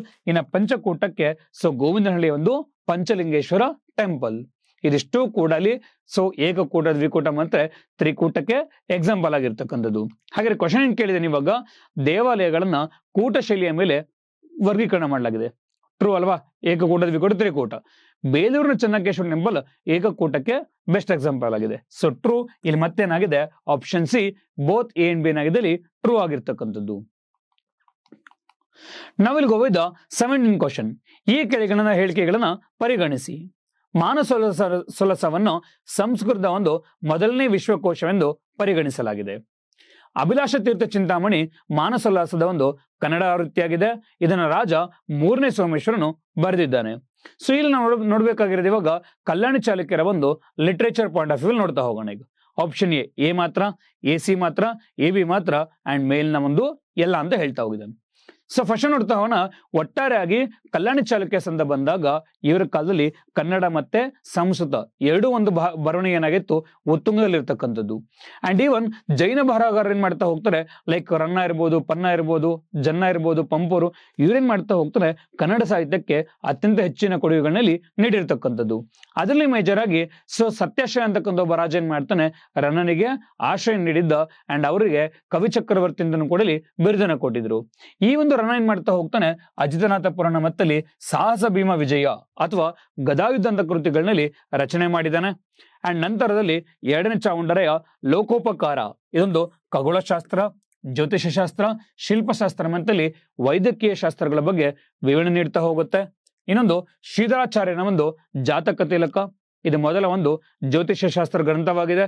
ಇನ್ನು ಕಾಶ್ಮೀರ ಕವಿಯ ಒಂದು 6ನೇ ವಿಕ್ರಮಾದಿತ್ಯನ ಕುರಿತ ಸಂಬಂಧಪಟ್ಟ ಹಾಗೆ ವಿಕ್ರಮಾಂಕ, ದೇವಚರಿತಂ ಇಷ್ಟು ಕೃತಿಗಳಲ್ಲಿ ರಚನೆ ಮಾಡಿರ್ತಕ್ಕಂಥದ್ದು. ಈ ವಿಕ್ರಮಾದಿತ್ಯನ ಮಗನೇ 3ನೇ ಸೋಮೇಶ್ವರ ಅವ್ರು 2 ಪುಸ್ತಕ ಬರೀತಾರೆ. ಮೊದಲನೇ ಪುಸ್ತಕ ಅಭಿಲಾಷ ತೀರ್ಥ ಚಿಂತಾಮಣಿ ಅಥವಾ ಮಾನಸ ಸೋಲ್ಲಾಸ. ಎಸ್, ಈ ಒಂದು ಕೃತಿ ಬರೆದಿದ್ದು ಸ್ವತಃ ಅವರೇ ಬರೆದಿದ್ದು. ಈ ಒಂದು ಕೃತಿಯನ್ನ ಒಟ್ಟಾರಾಗಿ 100 ಅಧ್ಯಾಯಗಳು 100 ಚಾಪ್ಟರ್ಸ್ ಇದೆ ವಿತ್ 5 ಡಿವಿಷನ್ಸ್ ಅಥವಾ 5 ವಾಲ್ಯೂಮ್ ಅಲ್ಲಿ 100 ಚಾಪ್ಟರ್ನ ಒಳಗೊಂಡಾಗೆ ಈ ಪುಸ್ತಕ ಬರೆದಿದ್ದಾರೆ. ಈ ಪುಸ್ತಕದಲ್ಲಿ ಪಾಕಶಾಸ್ತ್ರ ಹಿಡಿದು ಪ್ರತಿಯೊಂದನ್ನು ಕೂಡ ಏನ್ ಮಾಡಿದ್ದಾರೆ, ಡೀಟೇಲ್ ಆಗಿ ಎಕ್ಸ್ಪ್ಲನೇಷನ್ ಮಾಡ್ತಾ ಹೋಗಿದ್ದಾರೆ. ಅಂಡ್ ಅಷ್ಟೇ ಅಲ್ದೇನೆ ಈ ಒಂದು ಕೃತಿನ ನಾವು ಸಂಸ್ಕೃತದ ಒಂದು ಪ್ರಪ್ರಥಮ ಒಂದು ವಿಶ್ವಕೋಶ ಅಂತಾನು ಕೂಡ ಏನ್ ಮಾಡ್ತಾ ಹೋಗ್ತೀವಿ, ಒಂದು ಉಲ್ಲೇಖವನ್ನಲ್ಲಿ ನೀಡಿರ್ತಕ್ಕಂಥದ್ದು. ಇನ್ನು 2ನೇ ನಾಗವರ್ಮ ಜಗದೇಕಮಲ್ನ ಒಂದು ಶಿಕ್ಷಕನಾಗಿದ್ದು ಕಾವ್ಯಾವಲೋಕನ ಅಂದ್ರೆ ಕಾವ್ಯದ ಕುರಿತಾಗಿರೋ ಕೃತಿ ಬರೆದಿದ್ದಾರೆ. ಭಾಷಾಭೂಷಣ ಅಂತೇಳಿ ವ್ಯಾಕರಣ ಕೃತಿ, ಅಭಿಧಾನ ವಸ್ತು ಕೋಶ ಅಂತೇಳಿ ಕನ್ನಡದ ಮೊದಲ ಒಂದು ಶಬ್ದಕೋಶನ ರಚಿಸಿರ್ತಕ್ಕಂಥದ್ದು. ಇನ್ನ ದುರ್ಗಸಿಂಹನ ಒಂದು ಪಂಚತಂತ್ರ, ಚಂದ್ರರಾಜನ ಮದನ ತಿಲಕ, ಶಾಂತಿನಾಥನ ಒಂದು ಸುಕುಮಾರ ಚರಿತೆ, ಕೀರ್ತಿವರ್ಮನ ಗೋವೈದ್ಯ, ನಯಸೇನನ ಧರ್ಮಾಮೃತ, ವಿಜ್ಞಾನೇಶ್ವರನ ಒಂದು ಮಿತಾಕ್ಷರ ಹಿಂದೂ ಸಂಹಿತೆ. ಪಶ್ಚಿಮ ಬಂಗಾಳ ಬಿಟ್ರೆ ಇಡೀ ಇಂಡಿಯಾದಲ್ಲಿ ನಾವು ಈ ಒಂದು ಸಂಹಿತೆನ ಇರ್ತಕ್ಕಂಥದ್ದು ನಾವು ಕೂಡ ಏನ್ ಮಾಡ್ತಾ ಹೋಗ್ತೀವಿ ನೋಡ್ತಕ್ಕಂಥದ್ದು. It's a Hindu law book. ಇಲ್ಲಿ ಕ್ವಶನ್ ಕೇಳಿರೋದು ಈ ಒಂದು ವ್ಯಕ್ತಿಯ ಬಗ್ಗೆ, 3ನೇ ಒಂದು ಸೋಮೇಶ್ವರನ ಬಗ್ಗೆ. ಮಾನಸೋಲ್ಲಾಸ ಸಂಸ್ಕೃತ ಮೊದಲ ವಿಶ್ವಕೋಶ. Yes, option A is true. And option B Abhilashitartha Chintamani ಮಾನಸೋಲ್ಲಾಸದ ಕನ್ನಡ ಆವೃತ್ತಿಯಾಗಿದೆ. ಇದನ್ನ 3ನೇ ಸೋಮೇಶ್ವರ ಬರೆದಿದ್ದಾನೆ. ಎಸ್, ಇದನ್ನ 3ನೇ ಸೋಮೇಶ್ವರ ಬರೆದಿದ್ದಾನೆ. ಬಟ್ ಒಂದ್ ಗಮನಿಸಿ ಸ್ನೇಹಿತರೆ, ಇಲ್ಲಿ ನೋಡಿ ಎಷ್ಟು ಟ್ರಿಕ್ ಕೊಟ್ಟಿದ್ದಾನೆ ಅನ್ನಕ್ಕೆ. ಮಾನಸ ಸೊಲ್ಲಾಸ ಇದನ್ನ ನಾವು ಅಭಿಲಾಷ ತೀರ್ಥ ಚಿಂತಾಮಣಿ ಅಂತ ಕರಿತೀವಿ ಹೊರತು ಅದು ಕನ್ನಡದ ಆವೃತ್ತಿ ಅಲ್ಲ, ಅದು ಕೂಡ ಸಂಸ್ಕೃತನ. ಇಟ್ ಈಸ್ ಆರ್ ಮಾನಸ ಸೊಲ್ಲಾಸ ಅಥವಾ ಅಭಿಲಾಷ ತೀರ್ಥ ಚಿಂತಾಮಣಿ ಅಂದ್ರೆ ಎರಡೂ ಕೂಡ ಏನಾಗಿದೆ ಸಂಸ್ಕೃತ ರಚನೆ ಆಗಿರ್ತಕ್ಕಂಥ, it's not A Kannada version. ಅದಕ್ಕೋಸ್ಕರ ಏನ್ ಮಾಡ್ತಾ ಹೋಗ್ತೀವಿ, ಇಲ್ಲಿ ಎ ಮತ್ತು ಸಿ ಮಾತ್ರ ಏನಾಗಿದೆ ಅಲ್ಲಿ ಕರೆಕ್ಟ್ ಆಗಿ ಇರ್ತಕ್ಕಂಥದ್ದು. ಇದು ನೋಡಿ, ಅದಕ್ಕೆ ಹೇಳಿ ನಿಮ್ಗೆ ಆಗ್ಲೇ ಹೇಳಿದ್ನಲ್ವಾ, ಹೇಗೆ ಸಣ್ಣ ಸಣ್ಣ ಮನೆಗೆ ಹಳ್ಳ ಹೊಡಿಸ್ತಾನೆ ಎಕ್ಸಾಮಿನೇಷನ್ ಅಲ್ಲಿ ಅನ್ನಕ್ಕೆ ಇದೇ ಒಂದು ಲೈವ್ ಎಕ್ಸಾಂಪಲ್ ಆಗಿದೆ. So whenever you reading it, ಈ ತರದನ್ನ ಸ್ವಲ್ಪ ನೀವು ಕ್ರಿಟಿಸೈಸ್ ಮಾಡಿ ಆನ್ಸರ್ ಮಾಡ್ಬೇಕಾಗತ್ತೆ. ಇಲ್ಲ ಅಂತಂದ್ರೆ ಸೊ ನೆಗೆಟಿವ್ ಮಾರ್ಕಿಂಗ್ ಚಾನ್ಸ್ ಇರುತ್ತೆ, ತಪ್ಪು ಮಾಡ್ಕೊಳ್ತೀವಿ. ಅಂಡ್ ಒಂದ್ ಕ್ವಶನ್ ತಪ್ಪು ಮಾಡಿದ್ರು ಕೂಡ, ಅಂದ್ರೆ ಈ ತರ ಕ್ವಶನ್ಗಳಲ್ಲಿ ನಾವು ತಪ್ಪು ಮಾಡಿದ್ರೆ ಸೊ ಆಲ್ಮೋಸ್ಟ್ ಏನ್ ಮಾಡ್ತಾ ಹೋಗ್ತೀವಿ, ರೇಸಿಂದ ಇಲ್ಲಿ ಹೊರಬೀಳ್ತಕ್ಕಂಥದ್ದು. ನೆಕ್ಸ್ಟ್ ಒನ್ ಇಸ್ ಜನನಿಗೆ ಸಂಬಂಧಿಸಿದಂತೆ ಈ ಹೇಳಿಕೆಗಳನ್ನ ಪರಿಗಣಿಸಿ. ಜನನಿಗೆ ಸಂಬಂಧಿಸಿದಂಗೆ ಈ ಹೇಳಿಕೆನ ಓಕೆ, ಕೆಳಗಿನ ಹೇಳಿಕೆ, ಅವರು ಹೊಯ್ಸಳ ಸಾಮ್ರಾಜ್ಯದ ರಾಜ 2ನೇ ವೀರಬಲ್ಲಾಳರ ಒಂದು ಆಸ್ಥಾನವನ್ನು ಅಲಂಕರಿಸಿದರು ಮತ್ತೆ ಕವಿ ಚಕ್ರವರ್ತಿ ಅಂತಕ್ಕಂಥ ಬಿರುದನ್ನ ಪಡೆದರು. ಹೌದು, ಈ ಹೇಳಿಕೆ ಏನಾಗಿದೆ ಸರಿಯಾಗಿರ್ತಕ್ಕಂಥದ್ದು. ಅಂಡ್ ಜನ ಬರೀತಕ್ಕಂಥ ದ ಫೇಮಸ್ ಪುಸ್ತಕ ಯಶೋಧರ ಚರಿತ್ರೆ ಅಂತ ಒಂದು ಪುಸ್ತಕ ಬರೆದಿದ್ದಾರೆ. Yes, this is also true. And ಈ ಒಂದು ಪುಸ್ತಕದಲ್ಲಿ ಏನ್ ಮಾಡ್ತಾ ಹೋಗುತ್ತೆ ಅಂತಂದ್ರೆ, ರಾಜನು ಸ್ಥಳೀಯ ದೇವತೆಯಾದ ಮರಿಯಮ್ಮನಿಗೆ ಇಬ್ಬರು ಬಾಲಕರ ಒಂದು ಜೀವವನ್ನ ಒಂದು ನರಬಲಿ ಪದ್ಧತಿ ಮಾಡ್ತಕ್ಕಂಥ ಒಂದು ಕೃತಿ ಬಗೆಯಲ್ಲಿ ಉಲ್ಲೇಖ ಆಗಿದೆ. ಹೌದು, ದಟ್ ಈಸ್ ಆಲ್ಸೋ ಟ್ರೂ. ಇಲ್ಲಿ ಮೇಲಿನ ಎಲ್ಲಾ ಹೇಳಿಕೆಗಳು ಕೂಡ ಏನಾಗಿದೆ ಜನನಿಗೆ ಸಂಬಂಧಪಟ್ಟ ಹಾಗೆ ಸರಿಯಾಗಿ ಇರತಕ್ಕಂಥದ್ದು. ನೆಕ್ಸ್ಟ್ ಒನ್, ಕೆಳಗಿನ ಯಾವ ರಾಜನು ಸಲ್ಲೇಖನತನ ಆಚರಿಸುವ ಮೂಲಕ ಮರಣ ಹೊಂದಿದ್ದನು? ನೋಡಿ ಎಷ್ಟು ಟ್ರಿಕಿ ಕ್ವಶನ್ ಇದೆ ಇದರಲ್ಲಿ.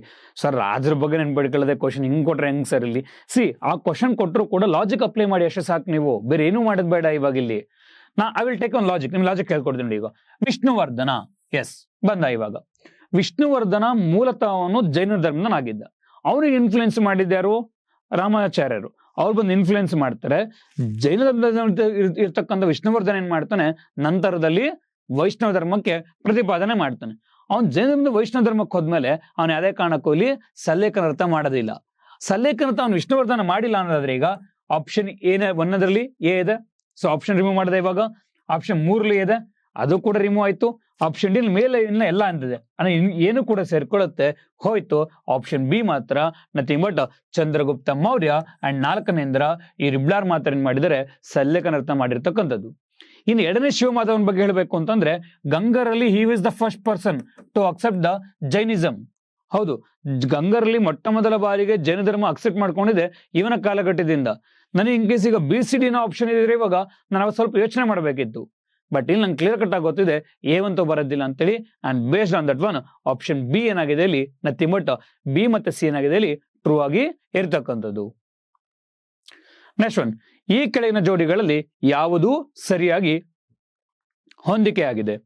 ಆಪ್ಷನ್ ಎ ತಾಳಗುಂದ ಶಾಸನ ಮಯೂರವರ್ಮ, ಹಲ್ಮಿಡಿ ಶಾಸನ ಶಾಂತಿವರ್ಮ, ಚಂದ್ರವಳ್ಳಿ ಶಾಸನ Kakusthavarma. Okay, done. So ಈ ಒಂದು ಕ್ವಶನ್ ನೋಡ್ತಾ ಹೋದ್ರೆ ಈಗ ಹಲ್ಮಿಡಿಯ ಒಂದು ಶಾಸನ, ಇದು ಕನ್ನಡದಲ್ಲಿರ್ತಕ್ಕಂಥ ಮೊಟ್ಟ ಮೊದಲ ಒಂದು ಹಳೆಯ ಶಾಸನ ಆಗಿದೆ. ಇದನ್ನ 450ರಲ್ಲಿ ರಾಜ ಕಾಕುತ್ಸವರ್ಮ ಏನ್ ಮಾಡ್ತಾನೆ, ಈ ಒಂದು ಶಾಸನದಲ್ಲಿ ಹೊರಡಿಸ್ತಕ್ಕಂಥದ್ದು.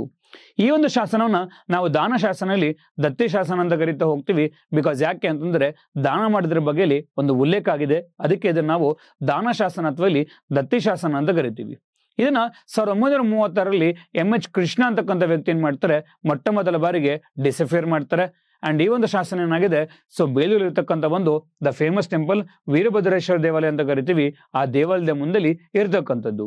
ಅಂಡ್ ಈ ಒಂದು ಶಾಸನ ಏನಾಗಿದೆ, ಒಟ್ಟಾರೆ 16 ಸಾಲುಗಳು 23 ಕನ್ನಡ ಪದಗಳಿಂದ ಈ ಶಾಸನ ರಚನೆಗೊಂಡಿದೆ. ನೋಡಿ, ಈ ಶಾಸನ ಒಂದು ಪಿಕ್ಚರ್ ಕೂಡ ನೋಡ್ತಾ ಇದೀವಿ. ಈ ಒಂದು ಶಾಸನ ಏನಾಗಿದೆ, ಸುದರ್ಶನ ಒಂದು ಚಕ್ರನ ನಾವು ಟಾಪ್ ಅಲ್ಲಿ ನೋಡ್ತಾ ಹೋಗ್ತೀವಿ. ಸುದರ್ಶನ ಚಕ್ರ ಯಾರ ಒಂದು ಆಯುಧ? ವಿಷ್ಣುವಿನ ಆಯುಧ. ಸೊ ಈ ಒಂದು ಶಾಸನ ಏನಾಗ್ತಾ ಹೋಗುತ್ತೆ, ಈಗ ವಿಷ್ಣು ಒಂದು ಸ್ತುತಿಯಿಂದಲಿ ಆರಂಭಗೊಳ್ತಕ್ಕಂಥದ್ದು. ಜೊತೆಗೆ ಈ ಒಂದು ಶಾಸನನ ಪೂರ್ವ ಒಂದು ಹಳೆಗನ್ನಡದಲ್ಲಿ ರಚನೆ ಮಾಡಿದ್ದಾರೆ.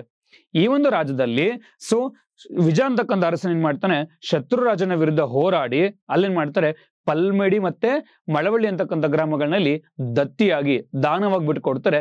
ಅದ್ರ ಬಗ್ಗೆ ಉಲ್ಲೇಖ ಆಗಿದೆ. ಅದಕ್ಕೆ ಈ ಒಂದು ಶಾಸನವನ್ನ ನಾವು ದಾನ ಶಾಸನ ಅಥವಾ ದತ್ತಿ ಶಾಸನ ಅಂತ ಕರಿತೀವಿ. ಸೊ ಈ ಶಾಸನ ಹೊರಡಿಸಿದ್ಯಾರು? ಕಾಕುತ್ಸವರ್ಮ. ನೆಕ್ಸ್ಟ್ ಇಸ್ ತಾಳಗುಂದ ಶಾಸನ. ಇದು ಸಂಸ್ಕೃತದ ಒಂದು ಮೊಟ್ಟ ಮೊದಲ ಶಾಸನ ಅಂತ ಕರಿತೀವಿ. ಇದರ ಒಂದು ಆರ್ಕಿಟೆಕ್ಚರ್ ಕವಿ ಕುಬ್ಜ. ಇದನ್ನ ಶಾಂತಿವರ್ಮನ ಕಾಲದಲ್ಲಿ ಹೊರಡಿಸಿರ್ತಕ್ಕಂಥದ್ದು. ಲೊಕೇಶನ್ ತಾಳಗುಂದದ ಒಂದು ಪ್ರಣವೇಶ್ವರ ದೇವಾಲಯ. ಹೌದು. ಸೊ ಮೊಟ್ಟ ಮೊದಲ ಒಂದು ಕನ್ನಡದಲ್ಲಿ ನಿರ್ಮಾಣ ಆಗಿರ್ತಕ್ಕಂಥ ದೇವಾಲಯ ಯಾವುದು ಅಂತಂದ್ರೆ ತಾಳಗುಂದದ ಒಂದು ಪ್ರಣವೇಶ್ವರ ದೇವಾಲಯ ಅಂತ ಕರಿತೀವಿ. ಪ್ರಣವೇಶ್ವರ ಅಂತಕ್ಕಂಥದ್ದು ಬನವಾಸಿ ಕದಂಬರ ಒಂದು ಕುಲದೇವತೆ ಆಗಿತ್ತು. ಸೊ ಈ ಒಂದು ನೀವು ತಾಳಗುಂದ ಶಾಸನ ನೋಡೋದಾದ್ರೆ ಈಗ ಸೊ ಇಲ್ಲಿ ನೋಡ್ತಾ ಹೋಗ್ಬೋದು, ಈ ಒಂದು ಶಾಸನ ಶಿವನ ಒಂದು ಸ್ತುತಿಯಿಂದ ಆರಂಭಗೊಳ್ಳುತ್ತೆ. ಇದು ಕೂಡ ಪೂರ್ವ ಒಂದು ಕೆಳಗೆ ನಡೆದಿರ್ತಕ್ಕಂಥ ಈ ಶಾಸನ ಓದ್ಬೇಕು ಅಂತಂದ್ರೆ ಕೆಳಮುಖದಿಂದ ಅಭಿಮುಖವಾಗಿ ಈ ಶಾಸನ ಓದ್ಬೇಕಾಗತ್ತೆ. ಅಂಡ್ ಈ ಶಾಸನದ ಕೆಳಗೆ ನೀವೇನ್ ಮಾಡ್ತಾ ಹೋಗ್ಬೋದು, ಜಗತಿ ಇರೋದು ಕೂಡ ಇಲ್ಲಿ ನೋಡ್ತಾ ಹೋಗ್ಬೋದು. ಅಂಡ್ ಅಷ್ಟೇ ಅಲ್ಲದೆ ಈ ಒಂದು ಶಾಸನದಲ್ಲಿ ಕಾಕೋತ್ಸವ ಏನ್ ಮಾಡ್ತಾನೆ, ಬ್ರಾಹ್ಮಣರಿಗೆ 144 ಗ್ರಾಮಗಳಲ್ಲಿ ದತ್ತಿಯಾಗಿ ಬಿಟ್ಟುಕೊಡೋದ್ರ ಬಗ್ಗೆ ಒಂದು ಉಲ್ಲೇಖ ಮಾಡಿದ್ದಾರೆ. ಅಂಡ್ ಈ ಒಂದು ಕಾಕೋತ್ಸವರನ್ನ ಕದಂಬರ ಒಂದು ಕುಲಭೂಷಣ, ಕದಂಬರ ಒಂದು ಕೀರ್ತಿ ಸೂರ್ಯ ಅಂತೇಳಿ ಉಲ್ಲೇಖ ಮಾಡಿದ್ದಾರೆ. ಅಗ್ರಹಾರಗಳಲ್ಲಿ, ಟೆಂಪಲ್ಸ್ ಗಳಲ್ಲಿ, ಮಠಗಳಲ್ಲಿ ಏನ್ ಮಾಡ್ತಿದ್ರು, ಒಂದು ಶಿಕ್ಷಣ ಹೇಳ್ಕೊಡ್ತಾ ಇದ್ರು. ಅಂಡ್ ಟೀಚರ್ಸ್ ಗಳಿಗೆ ಅಯ್ಯ ಅಂತ ಕರಿತಾ ಇದ್ರು. ಅದ್ರ ಬಗ್ಗೆನೂ ಕೂಡ ಅಷ್ಟೇ ಈ ತಾಳಗುಂದ ಶಾಸನದಲ್ಲಿ ಉಲ್ಲೇಖವನ್ನ ಮಾಡಿರ್ತಕ್ಕಂಥದ್ದು. ಇನ್ನ ಚಂದ್ರವಳ್ಳಿ ಶಾಸನ, ಸೊ ಕದಂಬರ ಮೊಟ್ಟ ಮೊದಲದವರಾಗಿರ್ತಕ್ಕಂಥ ಮಯೂರವರ್ಮ ಅಥವಾ ಮಯೂರ ಶರ್ಮ ಅವರು ಹೊರಡಿಸಿರ್ತಕ್ಕಂಥ ಒಂದು ಶಾಸನ. ಇದನ್ನ ಮೂಲತಃ ಒಂದು ಪ್ರಾಕೃತ ಭಾಷೆಯಲ್ಲಿ ರಚನೆ ಮಾಡಲಾಗಿದೆ. ಈ ಚಂದ್ರವಳ್ಳಿ ಅಂತಕ್ಕಂಥದ್ದು ಚಿತ್ರದುರ್ಗ ಮತ್ತೆ ಕಿರುಬನಕಲ್ಲು ಅಂಡ್ ಜೋಳಗುಡ್ಡ ಅಂತ ಕರಿತೀವಿ, ಈ ನಡುವೆ ಈ ಒಂದು 3 ಬೆಟ್ಟಗಳ ಒಂದು ಸಾಲಿನಲ್ಲಿ ಬರ್ತಕ್ಕಂಥದ್ದು. ಇದನ್ನ ಆರ್ ನರಸಿಂಹಾಚಾರ್ ಅಂತಕ್ಕಂಥ ವ್ಯಕ್ತಿ ಏನ್ ಮಾಡಿದರೆ ಈ ಒಂದು ಶಾಸನವನ್ನ ಡಿಸಫಿಯರ್ ಮಾಡಿರ್ತಕ್ಕಂಥದ್ದು. ಈ ಒಂದು ಶಾಸನದಲ್ಲಿ ನಾವು ನೋಡ್ತಕ್ಕಂಥ ಬೇರೆ ಬೇರೆ ಪ್ಲೇಸ್ಗಳು ಅಂಕಳಿ ಮಠ ಗುಹೆಗೆ ಅಂತ ಕರೀತಾ ಹೋಗ್ತೀವಿ. ಯಾಕೆ ಅಂತಂದ್ರೆ ಇಲ್ಲಿರ್ತಕ್ಕಂಥ ಗುಹೆಗೆ ಸೊ ಗುಲ್ಬರ್ಗದ ಬೆಳಗಾವಿಯ ಒಂದು ಅಂಕಲಿಗಿಂತ ಕರಿತೀವಿ, ಅಲ್ಲೊಬ್ಬ ಸಂತರು ಬಂದು ಇಲ್ಲಿ ನೆಲೆಸಿದ್ರು, ಅದಕ್ಕೋಸ್ಕರ ಇದಕ್ಕೆ ಅಂಕಲಿ ಗುಹೆ ಮಠ ಅಂತಾನು ಕೂಡ ಇಲ್ಲಿ ಕರೀತಕ್ಕಂಥದ್ದು. ಅಂಡ್ ಈ ಒಂದು ಚಂದ್ರವಳ್ಳಿನಲ್ಲಿ ರೋಮನ್ ಮತ್ತೆ ಕಾಯಿನ್ಸ್ ಗಳಿಗೆ ಸಂಬಂಧಪಟ್ಟ ಹಾಗೆ ರೋಮನ್, ಚೈನೀಸ್ ಮತ್ತೆ ಶಾತವಾಹನಿಗೆ ಸಂಬಂಧಪಟ್ಟ ಹಾಗೆ ಕಾಯಿನ್ಸ್ ಗಳನ್ನು ಕೂಡ ನೋಡ್ತಾ ಹೋಗ್ತೀವಿ. ಇಲ್ಲಿ ಒಂದು ಟ್ಯಾಂಕ್ ಕೂಡ ಬಿಲ್ಟ್ ಮಾಡಿದರೆ ಅದು ಚಂದ್ರವಳ್ಳಿ ಟ್ಯಾಂಕ್. ಎಸ್, ಅದನ್ನ ನಾವು ಮೊಟ್ಟ ಮೊದಲ ಕರ್ನಾಟಕದ ಒಂದು ಮಾನವ ನಿರ್ಮಿತ ಕೆರೆ ಅಂತ ಕರೀತಾ ಹೋಗ್ತೀವಿ. ಅದನ್ನ ಮಯೂರವರ್ಮನ ಕಾಲದಲ್ಲೇ ರಚನೆಯಲ್ಲಿ ಮಾಡಲಾಗಿತ್ತು. ಇಲ್ಲಿ ಸೊ ಒಟ್ಟಾರೆಯಾಗಿ 7 ಕೇವ್ಗಳಿದೆ. ಅದು ಕೂಡ ಅಷ್ಟೇ, ಅದಕ್ಕೆ ನಾವು ಪರದೇಶಪ್ಪ ಕೇವ್ಸ್ ಅಂತ ಕರಿತೀವಿ. ಅದು ಕೂಡ ಚಂದ್ರವಳ್ಳಿಗೆ ಒಳಗೆ ಇರ್ತಕ್ಕಂಥದ್ದು. ಅಂಡ್ ಬಸವನಗುಂದಿ ಮತ್ತೆ ನೇರಳಗುಂದಿ ಅಂತಕ್ಕಂಥ ಒಂದು ಲಾರ್ಜ್ ಆಗಿರ್ತಕ್ಕಂಥ ಒಂದು ಬಂಡೆಗಳನ್ನ ಕೂಡ ಏನ್ ಮಾಡ್ತಾ ಹೋಗ್ತೀವಿ, ಈ ಒಂದು ಚಂದ್ರವಳ್ಳಿಲಿ ನೋಡ್ತಾ ಹೋಗ್ತೀವಿ. ಸೊ ಇಲ್ಲಿ ಕೇಳಿರೋ ಕ್ವಶನ್ ಇವಾಗ, ಈ ಕೆಳಗಿನ ಜೋಡಿಗಳಲ್ಲಿ ಯಾವುದು ಸರಿಯಾಗಿ ಹೊಂದಾಣಿಕೆಯಾಗಿಲ್ಲ, ನಾಟ್ ಪೇರ್ ಕರೆಕ್ಟ್ಲಿ ಮ್ಯಾಚ್ ಅಂತ ಕೇಳ್ತಾವೆ. ನಾಟ್ ಕರೆಕ್ಟ್ಲಿ ಮ್ಯಾಚ್ ಅಂತ ಕೇಳಿರ್ತಕ್ಕಂಥದ್ದು. ತಾಳಗುಂದ ಶಾಸನ, ಎಸ್, ಇದು ಶಾಂತಿ ಒಂದು ವರ್ಮನಿಗೆ ಸಂಬಂಧಪಟ್ಟಿರ್ತಕ್ಕಂಥದ್ದು. Okay done. ಹಲ್ಮಿಡಿ ಶಾಸನ ಬಂದು ಕಾಕತ್ಸವರ್ಮನಿಗೆ, ಚಂದ್ರವಳ್ಳಿ ಬಂದು ಮಯೂರವರ್ಮನಿಗೆ. ಸೊ ಇಲ್ಲಿ ಈ ಮೇಲ್ನ ಎಲ್ಲವೂ ಕೂಡ ಏನಾಗಿದೆ, ಇಲ್ಲಿ ನಾಟ್ ಕರೆಕ್ಟ್ ಆಗಿ ಮ್ಯಾಚ್ ಆಗಿರ್ತಕ್ಕಂಥದ್ದು. None of the above is correctly matched, or the all of the above is also not correctly matched ಅಲ್ವಾ. ಸೊ ಈ ರೀತಿ ಏನ್ ಮಾಡ್ತಾ ಹೋಗ್ತಾನೆ ಎಕ್ಸಾಮಿನೇಷನ್ ಗಳಲ್ಲಿ ಕ್ವಶನ್ ಕೇಳ್ತಕ್ಕಂಥದ್ದು. Next will go with so 21 question. ಈ ಕೆಳಗಿನರಲ್ಲಿ ಯಾರು ಸಂಸತ್ ಸದಸ್ಯರಾದ ನಂತರ ಮುಖ್ಯಮಂತ್ರಿ ಹುದ್ದೆಗೆ ಏರಿದರು? ಇದನ್ನ ಏನಕ್ಕೆ ಕೇಳಿದೆ ಅಂತಂದ್ರೆ ಕ್ವಶನ್ ತುಂಬಾ ಸಿಂಪಲ್ ಆಗಿದೆ. ಇದರಲ್ಲಿ ಇತ್ತೀಚೆಗೆ ಕುಮಾರಸ್ವಾಮಿ ಅವರು ಏನಾಗಿದ್ದಾರೆ, ಇವಾಗ ಕೇಂದ್ರದ ಒಂದು ಮಂತ್ರಿಮಂಡಲದಲ್ಲಿ ಸಚಿವರಾಗಿ ಒಂದು ಕಾರ್ಯನಿರ್ವಹಿಸ್ತಿದ್ದಾರೆ. ಇವಾಗ ಅವರು ಕೂಡ ಮುಖ್ಯಮಂತ್ರಿಯಾಗಿ, ನಂತರಲ್ಲಿ ಸಂಸದರಾಗಿ, ಮುಖ್ಯಮಂತ್ರಿಯಾಗಿ, ನಂತರ ಮತ್ತೆ ಸಂಸದರಾಗಿರ್ತಕ್ಕಂಥವ್ರು. ಸೊ ಈ ರೀತಿ ಎಕ್ಸಾಮ್ ಅಲ್ಲಿ ಕೇಳಿದಾಗ ಒಂದು ನ್ಯೂಸ್ ಪೇಪರ್ ಅಲ್ಲಿ I have seen editorial. So ಇದುವರೆಗೂ ಯಾರೆಲ್ಲ ಮುಖ್ಯಮಂತ್ರಿ ಆತರ ಆಗಿದ್ದಾರೆ ಆ ತರ ಕ್ವಶನ್ ಕೇಳಿದ. ಅದು ನೋಡಿದಾಗ ನಂಗೆ ಅನ್ಸ್ತು, ಎಕ್ಸಾಮ್ ಈ ತರ ಕೇಳ್ಬೋದಲ್ಲ. ಯಾಕಂದ್ರೆ ಇತ್ತೀಚೆಗೆ ನೀವು 2017 KS ಎಕ್ಸಾಮ್ ನೋಡಿದಾಗ ಮುಖ್ಯಮಂತ್ರಿನ ಕ್ರಾಸ್ ಚೆಕ್ ಮಾಡಕ್ ಕೇಳ್ತಾ ಹೋಗಿದ್ದ. That some might be reasons ಅಲ್ವಾ. ಈ ತರ ಅವನು ಕೇಸ್ ನಮ್ಮ ತರನೇ ರೆಫರ್ ಮಾಡಿ ಅವರು ಕೂಡ ನಮ್ಮ ತರನೇ ತಲೆ ಓಡಿಸಿ ಈ ರೀತಿ ಕ್ವಶನ್ ಕೇಳಿದಾಗ 100ಕ್ಕೆ 100% ಯಾರಿಗೂ ಆನ್ಸರ್ ಮಾಡಕ್ ಆಗೋದಿಲ್ಲ. ಓಕೆ, ಸೊ ಹಾಗಿದ್ರೆ ಯಾರೆಲ್ಲ ಇದ್ದಾರೆ ನೋಡಿ. This what we said. ಆ ಒಂದು ನ್ಯೂಸ್ ಪೇಪರ್ ಒಂದು ಎಡಿಟೋರಿಯಲ್ ಓಕೆ ಸ್ಕ್ರೀನ್ ಶಾಟ್ ತಗೊಂಡಿದ್ದೀನಿ.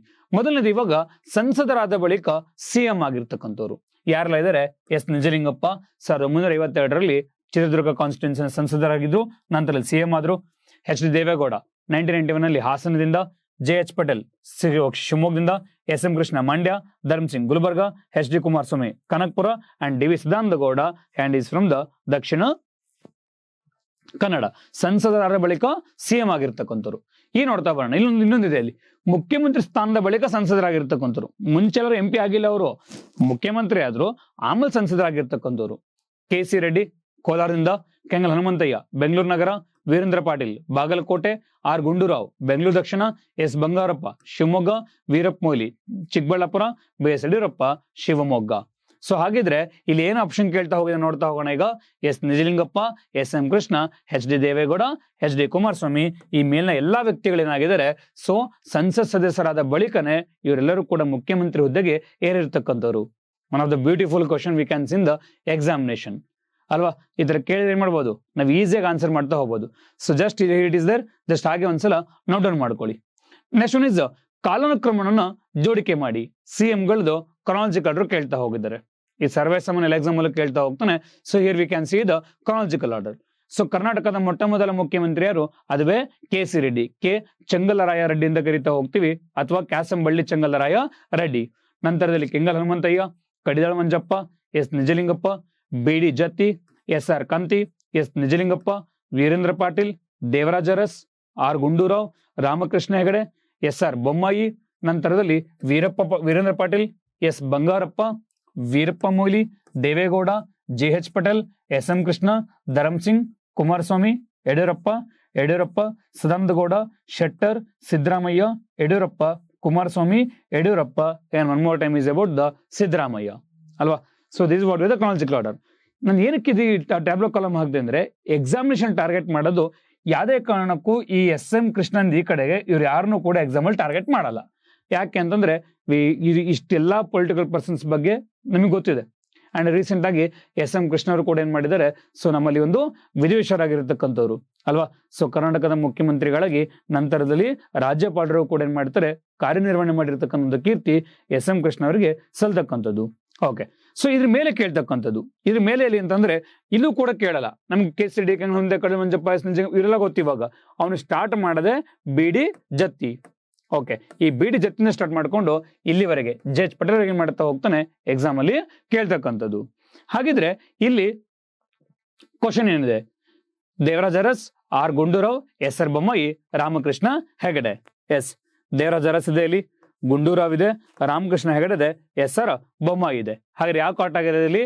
ಸೊ 1 2 4 3 ಎಸ್ 1 2 4 3 ಆಪ್ಷನ್ ಬಿ ಏನಾಗಿದೆ ಇಲ್ಲಿ ಟ್ರೂ ಆಗಿ ಇರ್ತಕ್ಕಂಥದ್ದು.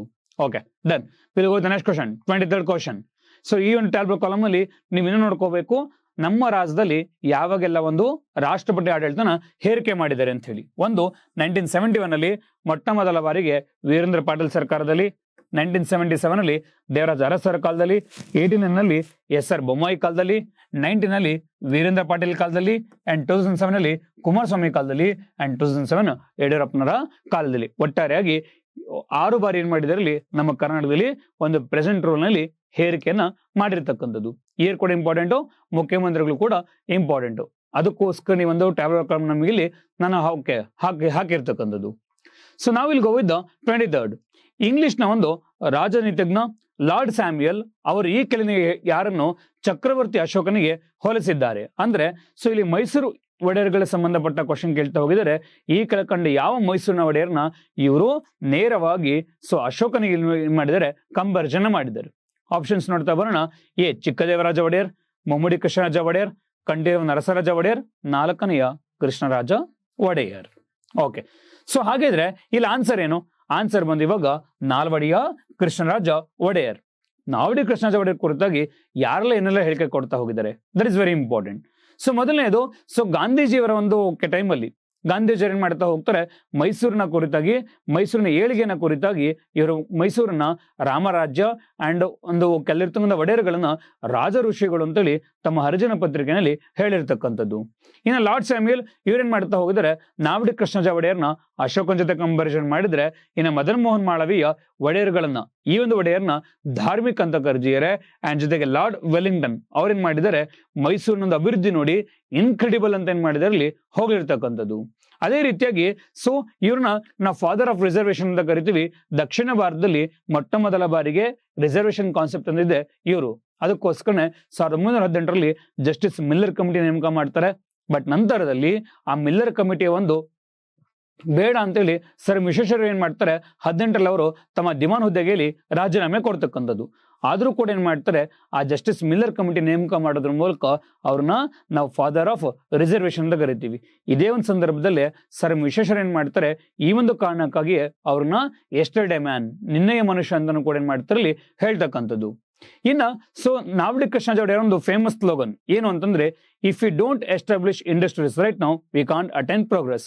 ನಾವು ಈಗ ಕೈಗಾರಿಕೆಗಳನ್ನ ಒಂದು ಹೊಂದಿದ್ರೆ ನಾವು ಯಾವತ್ತಿಗೂ ಕೂಡ ಪ್ರಗತಿ ಹೊಂದಲಿಕ್ಕೆ ಸಾಧ್ಯ ಇಲ್ಲ. ಈ ಒಂದು ಸ್ಟೇಟ್ಮೆಂಟ್ ನ ನಾವಡಿ ಕೃಷ್ಣಾಚಾರ್ಯರಲ್ಲಿ ಕೊಟ್ಟಿರ್ತಕ್ಕಂಥದ್ದು. ಇನ್ನು ಲಾರ್ಡ್ ಸ್ಯಾಂಕಿ ಅವ್ರೇನ್ ಮಾಡ್ತಾ ಹೋಗ್ತಾರೆ, ರೌಂಡ್ ಟೇಬಲ್ ಕಾನ್ಫರೆನ್ಸ್ ನಲ್ಲಿ ಒಂದು ದುಂಡು ಮೇಜಿನ ಪರಿಷತ್ ನಡೆಯುತ್ತೆ.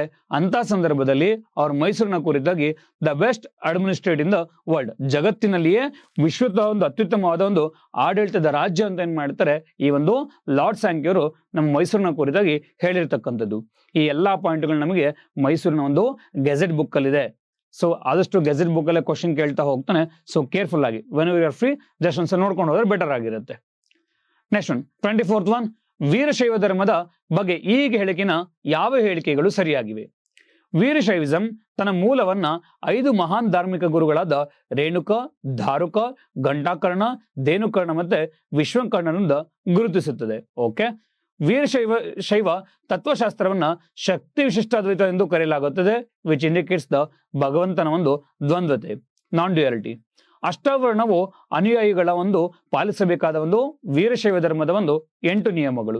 ಇದನ್ನ CDS ಎಕ್ಸಾಮ್ ಅಲ್ಲಿ ಕೇಳಿದ, ನಮ್ಮ ಎಕ್ಸಾಮ್ ಅಲ್ಲಿ ಆಸ್ ಇಸ್ ಕ್ವಶನ್ ಬರೋ ಚಾನ್ಸ್ ಇದೆ. ಸೊ ನೋಡ್ಕೊಂಡೋಗಿ. ಹೌದು, ವೀರಶೈವದಲ್ಲಿ ಇವ್ರ ಸ್ಥಾಪಕರಾದ ಬಸವಣ್ಣನೇ ಬರ್ತಕ್ಕಂಥದ್ದು. ಬಟ್ ಆದ್ರೆ ಇಲ್ಲಿರ್ತಕ್ಕಂಥ ಮಹಾನ್ ಧಾರ್ಮಿಕ ಗುರುಗಳು ರೇಣುಕ ಇದ್ರು, ದಾರುಕ, ಘಂಟಾಕರ್ಣ, ಧೇನುಕರ್ಣ ಮತ್ತೆ ವಿಶ್ವಕರ್ಣ ಇದ್ರು.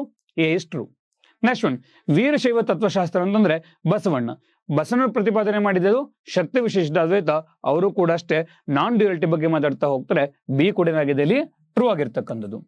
ಮೂರನೇದು, ಹೌದು, ನೀವು ಒಂದು ಸಲ ವೀರಶೈವ ಧರ್ಮ ತಗೊಂಡ್ರೆ ನೀವು ಅಷ್ಟಾವರಣನಲ್ಲಿ ಪಾಲಿಸಲೇಬೇಕು, ಅದು ಅನುಯಾಯಿಗಳಿರ್ತಕ್ಕಂಥ ಒಂದು ಕಟ್ಟ ನಿಯಮ. ಸೊ ಇಲ್ಲಿ 1, 2, 3 ಆಪ್ಷನ್ ಬಿ ಏನಾಗಿದೆ ಇಲ್ಲಿ ಟ್ರೂ ಆಗಿ ಇರ್ತಕ್ಕಂಥದ್ದು.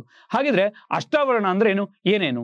ಸೊ ಇನ್ ಕೇಸ್ ಇವಾಗ ಮೋಕ್ಷಕ್ಕಾಗಿ ಏನ್ ಮಾಡ್ತಾ ಹೋಗ್ತಾರೆ, ನೀವು ಲಿಂಗ ಪೂಜೆ ಒಂದು ಮಾಡಬೇಕಾದ ಅತ್ಯಗತ್ಯ ಆಗಿದೆ. ದೀಕ್ಷೆಯ ಸಮಯದಲ್ಲಿ ಪ್ರತಿಯೊಬ್ಬರಿಗೂ ಕೂಡ ಅಷ್ಟೇ ಈ ಅಷ್ಟಾವರಣಗಳನ್ನ ಏನ್ ಮಾಡ್ತಾರೆ, ವೀರಶೈವ ಸಂಪ್ರದಾಯದಲ್ಲಿ ಹೇಳ್ಕೊಡ್ತಕ್ಕಂಥದ್ದು. ನಾವ್ ಆಗ್ಲೇ ಹೇಳಿದ್ವಲ್ವಾ, ದ್ವಂದ್ವ ಅಂತ ಹೇಳಿದ್ವಿ. ಸೊ ಇವರೊಂದು ಆರಾಧನೆಯಲ್ಲಿ ಲಿಂಗ ಮತ್ತೆ ಪರಮಾತ್ಮ, ಅಂಗ ಮತ್ತೆ ಜೀವಾತ್ಮ, ಇದ್ರ ಬಗ್ಗೆ ಏನ್ ಮಾಡ್ತಾ ಹೋಗಿದ್ರಲ್ಲಿ ದ್ವಂದ್ವತೆನಲ್ಲಿ ಅವರು ಹೇಳಿರ್ತಕ್ಕಂಥದ್ದು. ಸೊ ಹಾಗಿದ್ರೆ ಅಷ್ಟಾವರಣ ಅಂದ್ರೆ ಏನು? ಗುರುವಿಗೆ ಯಾವಾಗ್ಲೂ ಕೂಡ ವಿಧೇಯತೆಯನ್ನು ತೋರ್ಬೇಕು, ರೆಸ್ಪೆಕ್ಟ್ ನ ಕೊಡಬೇಕು, ಲಿಂಗ ಪೂಜೆ ಮಾಡಬೇಕು, ಜಂಗಮರಿಗೆ ಗೌರವನ ತೋರ್ಬೇಕು, ಹಣೆಗೆ ವಿಭೂತಿ ಧರಿಸಬೇಕು, ರುದ್ರಾಕ್ಷಿ ಮಾಲ ಹಾಕ್ಬೇಕು, ಪಾದಕವನ್ನು ಸ್ವೀಕರಿಸಬೇಕು, ದೇವರಿಗೆ ನೈವೇದ್ಯ ಅರ್ಪಿಸಿ ಪ್ರಸಾದವನ್ನು ಸ್ವೀಕರಿಸಬೇಕು, ಓಂ ನಮಃ ಶಿವಾಯ ಅಂತಕ್ಕಂಥ ಒಂದು ಪಂಚಾಕ್ಷರ ಮಂತ್ರವನ್ನ ಉಚ್ಚರಿಸ್ತಕ್ಕಂಥದ್ದು. ಈ 8 ಅಷ್ಟಾವರಣ ಏನ್ ಮಾಡ್ತಾ ಹೋಗ್ತಾರೆ, ಒಂದು ದೀಕ್ಷೆಯ ಸಮಯದಲ್ಲಿ ವೀರಶೈವ ಧರ್ಮದಲ್ಲಿ ಹೇಳ್ತಕ್ಕಂಥದ್ದು. Okay, and last question of the video. ನಾವು ಈ ಒಂದು ಸೆಷನ್ ನ ಒಂದು ಲಾಸ್ಟ್ ವಿಡಿಯೋ ಬಂದಿದ್ದೀವಿ. The 25th question, it's about the Kanaganahalli inscription. Yes, ಈ ಕ್ವಶನ್ ಬಗ್ಗೆ ನಾವು ಆಲ್ರೆಡಿ ಕೂಡ ಮಾತಾಡಿದ್ದೆ. ಯಾವಾಗ ಈ ಕೆಳಕಂಡ ಯಾವ ಪ್ಲೇಸ್ ಅಲ್ಲಿ ಅಶೋಕನ ಶಾಸನಗಳು ಕಂಡು ಬಂದಂತ ಹೇಳಿದಾಗ ಅಲ್ಲಿ ಕನಗನಹಳ್ಳಿ ಬಗ್ಗೆ ಹೇಳಿದ್ದೆ. ಅದನ್ನೇ ಏನ್ ಮಾಡಿದೆ ಅಲ್ಲಿ ಕ್ವಶನ್ ಆಗಿ ಕೇಳಿರ್ತಕ್ಕಂಥದ್ದು. Let's come. Okay, answer this question. First one, Kanaganahalli ಒಂದು ಶಾಸನವು ಭೀಮಾ ನದಿಯ ಒಂದು ದಡದಲ್ಲಿದೆ. ಎಸ್, ಆಪ್ಷನ್ ಏನಾಗಿದೆ ಅಲ್ಲಿ ಟ್ರೂ ಆಗಿದೆ. ಇವಾಗ ನೆಕ್ಸ್ಟ್ ಒನ್, ಕನಗನಹಳ್ಳಿ ಸೂಕ್ತದ ಒಂದು ಅವಶೇಷಗಳು 1 ಮತ್ತು 3ನೇ ಶತಮಾನ ನಡುವೆ ದಿನಾಂಕವನ್ನ ನೀಡಬಹುದು. Okay, this is also true. Next one, ಈ ಸ್ಥಳದಲ್ಲಿ ಅಶೋಕನ ಚಿತ್ರ ಒಂದು ಪತ್ತೆಯಾಗಿದೆ. ಆಗ್ಲೇ ಹೇಳಿದೀನಿ, ಕನಗನಹಳ್ಳಿ ಬಂದು ಸನ್ನತಿಯಿಂದ 3 ಕಿಲೋಮೀಟರ್ ಇದೆ. ಅಂಡ್ ಈ ಒಂದು ಶಾಸನದಲ್ಲಿ ಅಶೋಕನ ರಣ್ಯೋಶಕ ಅಂತ ಕರೆದಿದ್ದೀವಿ. ಅಂಡ್ ಈ ಇಂಡಿಯಾದಲ್ಲಿ ಇರ್ತಕ್ಕಂಥ ಮೊಟ್ಟ ಮೊದಲ ಒಂದು ಪೋರ್ಟ್ರೇಟ್ ಅಶೋಕನ ಇನ್ಸ್ಕ್ರಿಪ್ಷನ್ ಅಂತ ಹೇಳ್ತಾ ಹೋಗ್ತೀವಿ. ಅಂಡ್ ಇಲ್ಲಿ ಅಶೋಕ ಏನ್ ಮಾಡಿದಾನೆ, ತನ್ನ ರಾಣಿಯರಿಂದ ಇರ್ತಕ್ಕಂಥ ಒಂದು ಪಿಕ್ಚರ್ನು ಕೂಡ ನಾವಿಲ್ಲಿ ನೋಡ್ಬೋದು. ಸೊ ಅಂದ್ರೆ ಇವಾಗ ಇಲ್ಲೂ ಕೂಡ ಅಷ್ಟೇ ಎಲ್ಲಾ ಹೇಳಿಕೆಗಳು ಕೂಡ ಸರಿಯಾಗಿದೆ. ಆಪ್ಷನ್ ಡಿ 1, 2, 3 ಎಲ್ಲವೂ ಕೂಡ ಏನಾಗಿದೆ ಕರೆಕ್ಟ್ ಆಗಿರ್ತಕ್ಕಂಥದ್ದು. ಓಕೆ, ಸೊ ಇದೇ ರೀತಿಯಾಗಿ ನಮ್ದು ಕರ್ನಾಟಕ ಹಿಸ್ಟ್ರಿ ಅಲ್ದೇನೆ ಎಲ್ಲಾ ಸಬ್ಜೆಕ್ಟ್ಗಳಿಗೆ ಸಂಬಂಧಪಟ್ಟ ಹಾಗೆ ಮೇಜರ್ ಮೋಸ್ಟ್ ಆಂಟಿಸಿಪೇಟೆಡ್ MCQs ಗಳನ್ನ ಹಾಕಿದೀವಿ. Please kindly follow our channel. ನಮ್ಮ ಚಾನಲ್ನ ಫಾಲೋ ಮಾಡೋದ್ರ ಮೂಲಕ ಎಲ್ಲಾ ಸಬ್ಜೆಕ್ಟ್ಸ್ಗಳನ್ನು ಕೂಡ ಇದೇ ರೀತಿಯ ಒಂದು ಕ್ವಿಕ್ ರಿವಿಷನ್ ಮಾಡ್ಕೊಳ್ಳಿಕ್ಕೆ ಅಥವಾ ನಿಮ್ಮ ಮಿಸ್ಟೇಕ್ಸ್ ತಿದ್ಕೊಳ್ಳಿಕ್ಕೆ ಈ ಒಂದು ವಿಡಿಯೋಗಳನ್ನ ನೀವು ಇಲ್ಲಿ ಫಾಲೋ ಮಾಡ್ತಾ ಬನ್ನಿ. ಸೊ ನಮ್ಮ ಒಂದು ರಿಫ್ರೆಶ್ 1000 KPSC ಕ್ವಶನ್ಸ್ ಗಳಲ್ಲಿ ನಾವು ಎಲ್ಲಾ ಒಂದು ಪಾಠಗಳನ್ನು ಕೂಡ ಟಚ್ ಮಾಡ್ತಕ್ಕಂಥ ಕೆಲಸದಲ್ಲಿ ನಾವು ಮಾಡ್ತಾ ಹೋಗಿದ್ದೀವಿ. ಓಕೆ, ಸೊ ನಿಮಗೆ ಇನ್ ಕೇಸ್ ಏನೇ ಡೌಟ್ ಇದ್ರೂ ಕೂಡ ಕಮೆಂಟ್ ಮೂಲಕ ನೀವು ನಮಗೆ ತಿಳಿಸಬಹುದಾಗಿದೆ. And free open to talk, no worries about it. And all the best for your exams. Thank you ಸ್ನೇಹಿತರೆ.